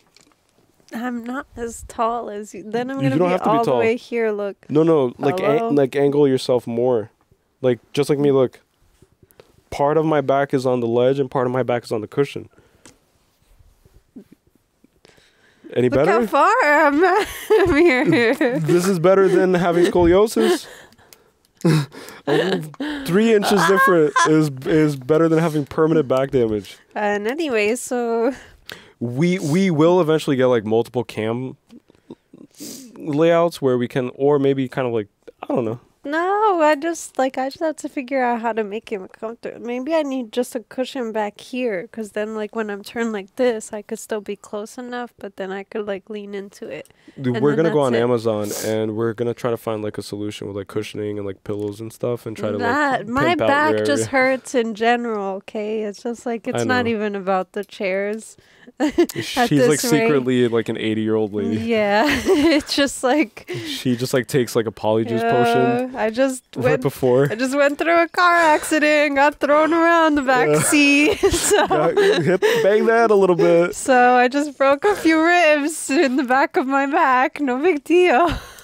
That's pretty crazy, right? You know, so my back pain multiplied. Like, I had regular back pain. I know. Like, I feel like it was regular, you know, like, oh, like my back's like a little tight, a little sore, but it wouldn't be like this prolonged thing. And now it's just like, it's just my norm. Like, my norm is feeling my back hurting. So. Which we're gonna get into the habit of like going to a chiropractor and stuff, and maybe like doing like a massage I do or something. that. Oh, I think it's just a massage. The chiropractor, I already do that at home. Like I just crack my own back, which I heard you're not supposed to do, but Yeah, a lot of chiropractors have gone to jail because they've like accidentally killed people. What the heck? Because they're apparently like not real doctors or something. Like they don't go through medical school. Like they go through a whole different certification process. Is what I've heard. I went to one once because I had like stiff neck. Like I woke up in the morning. I guess I like slept weird, and it was like when I was a teenager, and I woke up like not being able to turn my neck. I've had that before. And then all they did was I never went to a chiropractor. I never had that privilege. Growing up in Brazil, I would go to school like this. Huh? What'd you say? No, it's because I slept bad on the pillow. I didn't have a pillow to sleep on. It's because I cried so much until I got like a resolution. You cried so much until you got what? Until I got it resolved because it was like it was hurting. It wasn't like even that; it was just stuck. Like it was in pain, and then all they did was this, and then a few minutes passed by, and I'm like, oh. Yeah. It was like a miracle. I was like, oh, here's my money. It's like here's my money. It's like I don't think I would ever go to a chiropractor, but I would go to those Eastern kind of like chiropractors things because they believe in like non-disruptive treatment where they don't like crack you and stuff. They just put like a bunch of needles. And then apparently it's like revolutionary. Oh, like acupuncture and stuff? Acupuncture, yeah. That's nice. Acupuncture is what Ram Dass would do a lot. Eastern acupuncture, Eastern kind of like wholeness type of thing, wellness. All right, so what do you want to do? That's it. Just thanks, everybody. And we'll catch us on part 2. Again, for everybody who has been following us with the Harry Potter journey, do not worry. Marvel journey, John Wick journey. We are hyper aware, more than you guys can ever imagine. Like we're hyper kind of like guilty at times, but we're learning how to get that guilt and channel it into what I just said a few minutes ago of like this like drive. Excitement. Yeah. It's like, let's do reactions every day. Like let's just react to every single movie on the planet and just like cover everything and have so much fun doing it and learn so much from it. And then also do a podcast and then also do gaming and just like, for example, a lot of these movies have, games that tie into them, right? Like old school PlayStation 2 games. I saw that there's a Kung Fu Panda game. There's all the Harry Potter games for PS2 leading up to like PS3 and obviously Hogwarts Legacy. So we're going to have a ball with that and just have fun. You know what I realized is that I've learned to understand the importance of like sharing truths with people, and so I think that that's where a lot of the pressure comes from. It's like I know that I can't just sit here and just express myself because it's important that I share like deeper messages with people. I think that sometimes the deeper messages can be extracted by the person who's experiencing the personal truths that are being relayed by the person who has experienced it. Yeah. I don't know what I just said, but yeah, like that makes sense, right? Yeah, it does. So I think that if you just share something without, because if you try to always package a teaching out of personal struggle, then it becomes preachy and it becomes inorganic. Yeah, and but then forced. that's when I don't even try, really. You know, it's like because then I understand that too. I'm like, no, now I'm just trying too hard.